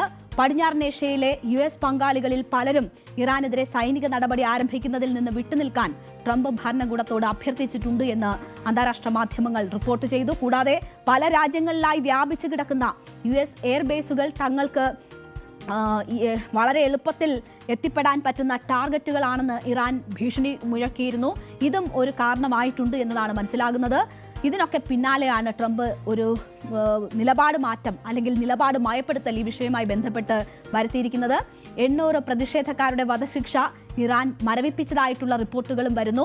നേരത്തെ തന്നെ ആക്രമിച്ചാൽ വൻ തിരിച്ചടി നൽകുമെന്ന് പറയുമ്പോൾ തന്നെ യുദ്ധം തങ്ങൾ ആഗ്രഹിക്കുന്നില്ല എന്ന സന്ദേശം ഇറാൻ നൽകിയിട്ടുണ്ടായിരുന്നു. ചർച്ചകൾക്കുള്ള സന്നദ്ധത ഇറാൻ പ്രകടിപ്പിച്ചിട്ടുണ്ടായിരുന്നു. അപ്പോൾ അതും ഈ സാഹചര്യങ്ങൾ മാറ്റുന്നതിന് ഒരു അനുകൂല ഘടകമായിട്ടുണ്ട് എന്നതാണ് കരുതുന്നത്. ഏത് നിമിഷവും ഇറാനിലേക്ക് അമേരിക്കൻ ആക്രമണം ഉണ്ടാകുമെന്ന സാഹചര്യം നിലനിൽക്കുമ്പോഴാണ് ട്രംപ് തൽക്കാലത്തേക്ക് പിന്മാറി എന്ന വിവരം പുറത്തുവരുന്നത്. ഇസ്രായേൽ പ്രധാനമന്ത്രി ബെഞ്ചമിൻ നെതന്യാഹുവുമായി ചർച്ച ചെയ്ത ശേഷമാണ് ഇറാൻ ആക്രമിക്കാനുള്ള പദ്ധതിയിൽ നിന്ന് അമേരിക്ക പിന്മാറിയിരിക്കുന്നത്. ഇറാനിലെ പ്രശ്നങ്ങൾ നയതന്ത്ര നീക്കത്തിലൂടെ പരിഹരിക്കാനാണ് അമേരിക്കയ്ക്ക് താൽപ്പര്യമെന്നും സൈനിക നീക്കം ആഗ്രഹിക്കുന്നില്ല എന്നും US-ന്റെ പ്രതിനിധി സ്റ്റീവ് വിറ്റ്കോഫും അറിയിക്കുന്ന സാഹചര്യമുണ്ടായി. നിലവിൽ അസ്ഥിരമായ പ്രദേശങ്ങളെ US-ന്റെ സൈനിക ഇടപെടൽ കൂടുതൽ അസ്ഥിരപ്പെടുത്തുമെന്നും ആഗോള സമ്പദ് വ്യവസ്ഥയെ പ്രതിസന്ധിയിലാക്കുമെന്നും ഈജിപ്തും ഒമാനും ഖത്തറും സൗദി അറേബ്യയും ഒക്കെ ആശങ്ക പ്രകടിപ്പിച്ചിരുന്നു. ഇക്കാര്യങ്ങൾ അമേരിക്കയെ ധരിപ്പിക്കുകയും ചെയ്തിരുന്നു.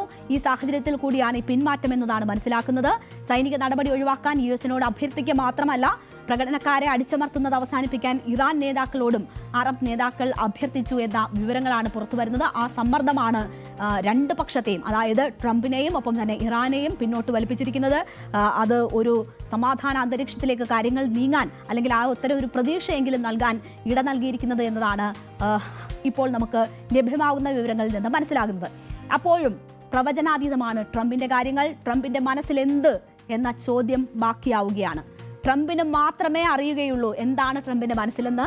ട്രംപിന്റെ മനസ്സിൽ എന്താണെന്ന് അറിയാൻ പ്രയാസമാണെന്ന് അദ്ദേഹത്തിന്റെ പ്രസ് സെക്രട്ടറി കരോലിൻ ലീവിറ്റ് കൂടി അഭിപ്രായ പ്രകടനം നടത്തിയിരിക്കുകയാണ്. പ്രസിഡന്റ് ട്രംപ് എന്താണ് ചെയ്യാൻ പോകുന്നതെന്ന് അദ്ദേഹത്തിന് മാത്രമേ അറിയുള്ളൂ എന്ന് ലിവിറ്റ് പറയുന്നു. തന്റെ ചിന്തകൾ വളരെ ചെറിയ ഉപദേഷ്ടാക്കളുമായി മാത്രമാണ് ട്രംപ് പങ്കുവെക്കാറുള്ളത്. അവർക്ക് മാത്രമേ അതിൽക്കുറിച്ച് സൂചനകളെങ്കിലും ഉണ്ടാകൂ എന്നാണ് ലിവിറ്റ് വ്യക്തമാകുന്നത്.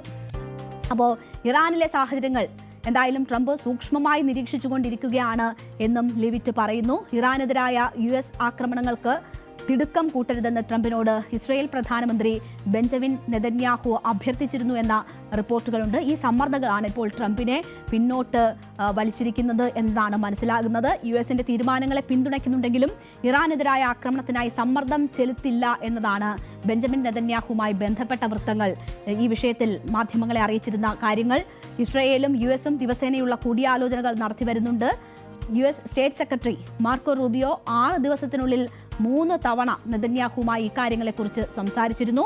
സൈനിക നടപടികൾക്കുള്ള സാധ്യത നിലനിൽക്കുമ്പോൾ തന്നെ US ഉദ്യോഗസ്ഥർ ഈ താൽക്കാലിക പിൻവാങ്ങലിനെ നയതന്ത്രപരമായ ഇടപെടലിനുള്ള ഒരു സാധ്യതയായും കണക്കാക്കുന്നുണ്ട്. അപ്പോൾ എന്താണ് ട്രംപിന്റെ മനസ്സിലെന്ന് അറിയില്ല, എന്താണ് നീക്കമെന്നറിയില്ല. എന്തായാലും തൽക്കാലത്തേക്കൊരു ആക്രമണത്തിനില്ല എന്ന കാര്യമാണ് വ്യക്തമാക്കിയിട്ടുള്ളത്. അത് തന്ത്രപരമായ ഏതെങ്കിലും തരത്തിലുള്ള നീക്കമാണോ എന്നത് കാത്തിരുന്ന് കാണേണ്ടുന്ന കാര്യമാണ്. അതേസമയം ഇറാനിലെ മനുഷ്യാവകാശ ലംഘനങ്ങളിൽ UN രക്ഷാസമിതിയുടെ പ്രത്യേക യോഗം ആശങ്ക രേഖപ്പെടുത്തുന്ന ഒരു സാഹചര്യമുണ്ടായി. പ്രക്ഷോഭകർക്കിടയിൽ നുഴഞ്ഞു കയറിയ പുറം ശക്തികളാണ് അക്രമങ്ങൾക്ക് പിന്നിലെന്നാണ് ഇറാൻ വിദേശകാര്യമന്ത്രി അബ്ബാസ് അറാഗ്ചി UN-ൽ അറിയിച്ചത്. പ്രതിഷേധക്കാരെ വധിക്കാൻ ഇറാൻ ഭരണകൂടം തീരുമാനിച്ചെന്ന വാർത്തകൾ തെറ്റാണെന്നും അറാഗ്ചി പറഞ്ഞു. 3 ആഴ്ചയോളമായി തുടരുന്ന ആഭ്യന്തര സംഘർഷത്തിൽ ഏതാണ്ട് 3000-ഓളം പേർ കൊല്ലപ്പെട്ടു എന്ന റിപ്പോർട്ടുകളാണ് പുറത്തുവന്നത്. എന്തായാലും ഈ ആക്രമണ നീക്കം ഇരുഭാഗങ്ങളും മരവിപ്പിച്ചതോടെ ഖത്തറിലെ US-ന്റെ വ്യോമത്താവളമായ അൽ ഉദൈദിന് നൽകിയ സുരക്ഷാ മുന്നറിയിപ്പിൽ ഇളവ് വന്നിട്ടുണ്ട്. 4 മണിക്കൂറോളം അടച്ചിട്ട ശേഷം ഇറാന്റെ വ്യോമപാത തുറന്നു. ഇപ്പോഴത്തെ നയതന്ത്ര നീക്കം താൽക്കാലികമാണെന്നും ഏത് നിമിഷവും കാര്യങ്ങൾ മാറി മറിഞ്ഞേക്കാം എന്നും നിരീക്ഷകർ വിലയിരുത്തുന്ന ഒരു സാഹചര്യം കൂടിയുണ്ട്. റഷ്യയുടെ ഭാഗത്തു നിന്ന് അതിശക്തമായ മുന്നറിയിപ്പ് ഇക്കാര്യത്തിൽ അമേരിക്കയ്ക്കുണ്ടായിരുന്നു. ഇറാനിൽ ആക്രമണം ഉണ്ടായാൽ വലിയ യുദ്ധത്തിലേക്ക് പോകുമെന്ന് റഷ്യ ശക്തമായ ഭാഷയിൽ അമേരിക്കയെ അറിയിച്ചു എന്ന വിവരങ്ങളുണ്ട്. കൂടാതെ പല രാജ്യങ്ങളുമായി വ്യാപിച്ചു കിടക്കുന്ന US എയർബേസുകൾ തങ്ങൾക്ക് ഈസി ടാർഗറ്റാണെന്ന ഇറാന്റെ ഭീഷണി, അതൊക്കെയും ഇതിന് കാരണങ്ങളായി എന്നാണ് മനസ്സിലാകുന്നത്. ഈ സാഹചര്യത്തിലാണ് എന്തായാലും ഇപ്പോൾ ഒരു പിന്മാറ്റം ട്രംപിന്റെ ഭാഗത്തു നിന്നും ഉണ്ടായിരിക്കുന്നത്. പക്ഷേ ട്രംപ് നമുക്കറിയാം, ആർക്കും പ്രവചിക്കാൻ കഴിയില്ല ട്രംപിന്റെ നീക്കങ്ങൾ എന്ന കാര്യം വലിയ വസ്തുതയാണ്. ആ സാഹചര്യത്തിൽ എത്ര ദിവസത്തേക്കാണ് ഈ സമാധാനം എന്നത് നമുക്കറിയില്ല. എങ്കിൽ പോലും ഒരു യുദ്ധം ഒഴിവായി പോകുന്നു എന്നത് ആശ്വാസകരമാണ്. അന്താരാഷ്ട്ര ഇടപെടൽ അതിന് കാരണമായി എന്നതും പ്രതീക്ഷ നൽകുന്നതാണ്.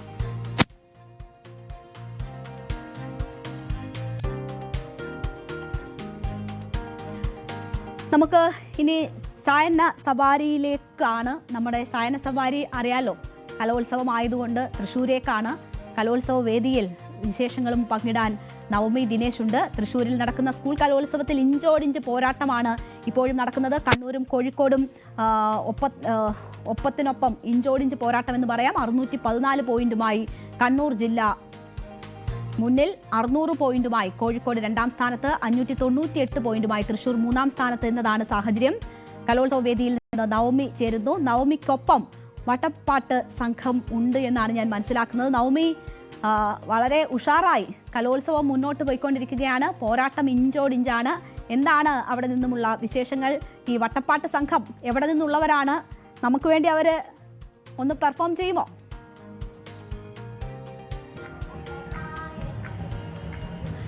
തീർച്ചയായും രേണുക, കാസർഗോഡ് നിന്നുള്ള കുറച്ച് മുഞ്ചന്മാരാണ് നമ്മളോടൊപ്പം ചേരുന്നത്. അതിനു മുൻപ് കലോത്സവം പൊടി പൊടിക്കുകയാണ്. തൃശ്ശൂർ പൂരം പോലെ തന്നെ കലോത്സവ പൂരവും അതിൻ്റെ ആവേശം അതിൻ്റെ ഉച്ചസ്ഥായിയിൽ എത്തിയിരിക്കുകയാണ്. 3ാം ദിവസം അവസാനിക്കുമ്പോൾ 25 വേദികളിലും എല്ലാ മത്സരങ്ങളും പുരോഗമിച്ചുകൊണ്ടിരിക്കുകയാണ്. അധികം വൈകാതെ തന്നെ ഓരോന്നായി അവസാനിക്കുകയും ചെയ്യും.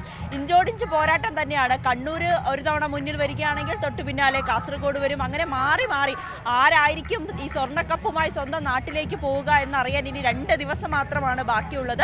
18ാം തീയതിയാണ് അതിന്റെ സമാപന സമ്മേളനം. അല്പസമയം മുമ്പ് വാർത്താ സമ്മേളനത്തിൽ വിദ്യാഭ്യാസ മന്ത്രി അത് പറയുകയും ചെയ്തു. 4 മണിക്ക് തന്നെ സമാപന സമ്മേളനം ആരംഭിക്കും. പ്രതിപക്ഷ നേതാവാണ് ഉദ്ഘാടനം ചെയ്യുന്നത്. നടൻ മോഹൻലാലാണ് വിശിഷ്ടാതിഥിയായി എത്തുന്നത്. അങ്ങനെയാണ് കലോത്സവത്തിന്റെ വിശേഷങ്ങൾ. നമ്മളോടൊപ്പം വട്ടപ്പാട്ട് സംഘമുണ്ട്. കാസർഗോഡ് നിന്നുള്ള കുട്ടികളാണ്. ഏതാ സ്കൂൾ? ഏതാ? ചെമ്മനാട് ജമാഅത്ത് ഹയർ സെക്കൻഡറി സ്കൂൾ. നിങ്ങളിപ്പോ മത്സരം കഴിഞ്ഞു, എങ്ങനെയുണ്ട്? നന്നായി പെർഫോം ചെയ്തില്ലേ? നിങ്ങൾ ഒരുപാട് വർഷങ്ങളായി വരുന്ന കുട്ടികൾ തന്നെയാണ്. എത്ര വർഷമായി? ഞാനിപ്പോ 4 വർഷമായി കലോത്സവത്തിൽ വന്നിട്ട്. ഈ വർഷം എനിക്ക് 3 ഐറ്റം ഉണ്ട്.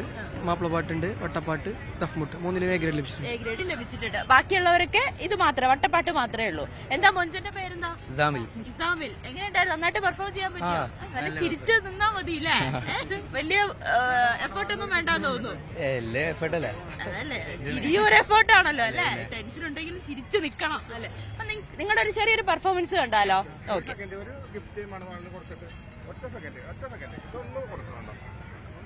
മണവാളൻ ഒരു ഗിഫ്റ്റ് കൊണ്ടുവന്നിട്ടുണ്ട്. അതെന്താണ് ആ ഗിഫ്റ്റ് എന്ന് നോക്കുമ്പോ? എന്താ അത് കാണിച്ചേ? അടിപൊളി ഫോട്ടോ ആണല്ലോ. എന്താ ചേട്ടന്റെ പേരെന്താ? സിജി. ചേട്ടൻ ഇപ്പൊ സ്പോട്ടിലെടുത്ത ഫോട്ടോയാണ്. അതിനുശേഷം കീ ചെയിൻ ആക്കി കൊടുത്തു. ഇല്ല അത് കുഴപ്പമില്ല. അത് എന്നാൽ ലൈവില് ചേട്ടനെയും കൂടി കാണിക്കാം. രേണുക, അത് വലിയൊരു സർപ്രൈസ് ആയിപ്പോയി കേട്ടോ. അതായത് മണവാളന്റെ ഫോട്ടോ ഇപ്പോൾ സ്പോട്ടിലെടുത്ത ശേഷം അത് കീ ചെയിൻ ആക്കി ഇപ്പൊ തന്നെ കൈമാറി. അത് വലിയൊരു നല്ല സംഭവമായിട്ട് തോന്നി. നല്ല രസമുണ്ട്. അപ്പൊ ഗിഫ്റ്റ് കൊടുക്കണ്ടേ? ചോദിച്ചു മേടിച്ച ആൾക്ക് ഗിഫ്റ്റ് കൊടുക്കണല്ലോ. ചോദിച്ചു മേടിക്കണ്ടേ? ആരാ ചോദിച്ചു മേടിച്ചേ? തിരിച്ച് കാറിൽ പോവാം.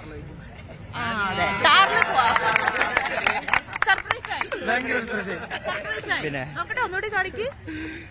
നല്ല രസമുണ്ട്. നല്ലൊരു ഫോട്ടോ. ശരി, ഇനി നമുക്ക് നിങ്ങളുടെ പെർഫോമൻസ് ഒന്ന് കാണാം.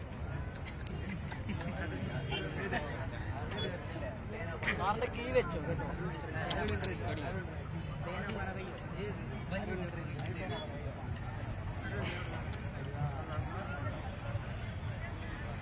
അറ്റത്തിരിക്കിനെ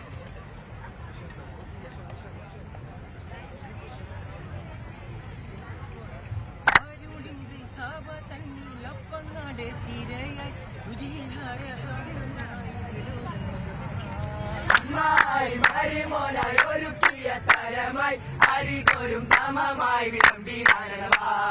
അണവില് ദം ബിരിയാണിയതുണ്ടേ, അടിപൊളി പൊരികളതേറെയുമുണ്ടേ,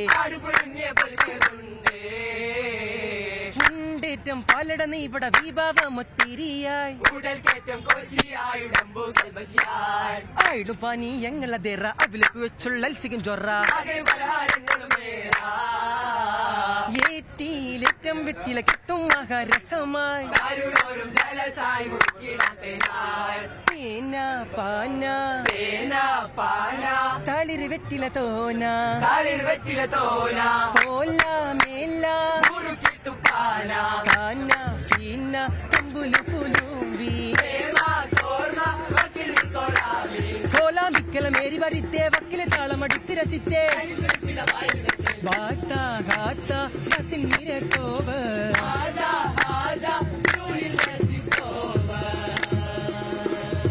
വളരെ മനോഹരമായിട്ടുണ്ട്. ഇടയ്ക്ക് മറ്റൊരു പെർഫോമൻസ് അവിടെ നിൽക്കുന്നതുകൊണ്ട് ശബ്ദം പ്രേക്ഷകർ കേട്ടോ എന്നറിയില്ല. എന്തായാലും വളരെ മനോഹരമായിട്ടുണ്ട്. മോൻ മറ്റേതിനങ്ങളിലൊക്കെ ആയിരുന്നു മത്സരിച്ചത്?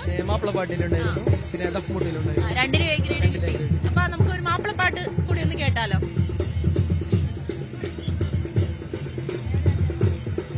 ഖാത്തിം റസൂലുള്ള പതിമക്ക തിരുജാദർ ഹാമിം ഷഫീഉള്ള ഹുദാവേ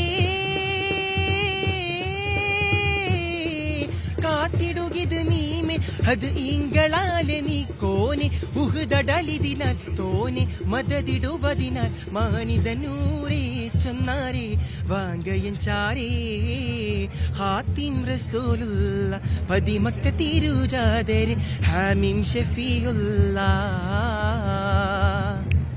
വളരെ മനോഹരമായിട്ട് നമുക്ക് സമയ പരിമിതി മൂലമാണ് നിർത്തുന്നത്. എന്നാലും ഇതാണ് വട്ടപ്പാട്ട് വിശേഷം. കഴിഞ്ഞില്ല, ഒരുപാട് വിശേഷങ്ങൾ ഇനിയും പറയാനുണ്ട്. എന്തായാലും രേണുക കലോത്സവം ഇവിടെ പൊടി പൊടിക്കുകയാണ്. തീർച്ചയായും എന്തായാലും വലിയ രീതിയിൽ തൃശ്ശൂർ ആ കലോത്സവത്തെ ഏറ്റെടുക്കുന്നതാണ് കണ്ടത്. ആളുകൾക്ക്, ആ കുട്ടികൾക്ക് തന്നെ സമ്മാനം കൊടുക്കുന്ന ആളുകളെ നമ്മൾ കണ്ടതാണ്. അതിന് ഒരുപാട് സർപ്രൈസുകളാണ് ഈ കലോത്സവത്തിൻ്റെ ഈ ചുറ്റും നമുക്ക് കാണാൻ കഴിയുന്നത്. അവിടേക്ക് ഇപ്പോൾ കൂടുതൽ ആളുകൾ ഈ സമയത്ത് എത്തിക്കൊണ്ടിരിക്കുന്നത് കൂടി കാണാം. എന്തായാലും വളരെ മനോഹരമായിരുന്നു ആ വട്ടപ്പാട്ട്. ശരി നവമി, ഇനി നമുക്ക് കൂടുതൽ വിശേഷങ്ങളുമായി നാളെ കാണാം. എന്തായാലും കലോത്സവത്തിൻ്റെ ഈ കാഴ്ചകളോടുകൂടി തന്നെ നമ്മുടെ ഇന്നത്തെ നേരം വൈകുന്നേരത്തിൻ്റെ സമയം ഇവിടെ അവസാനിക്കുകയാണ്. കൂടുതൽ വിശേഷങ്ങളുമായി നാളെ കാണാം. ഇടവേളയ്ക്ക് ശേഷം ലൈവ് at 6 കാണാം.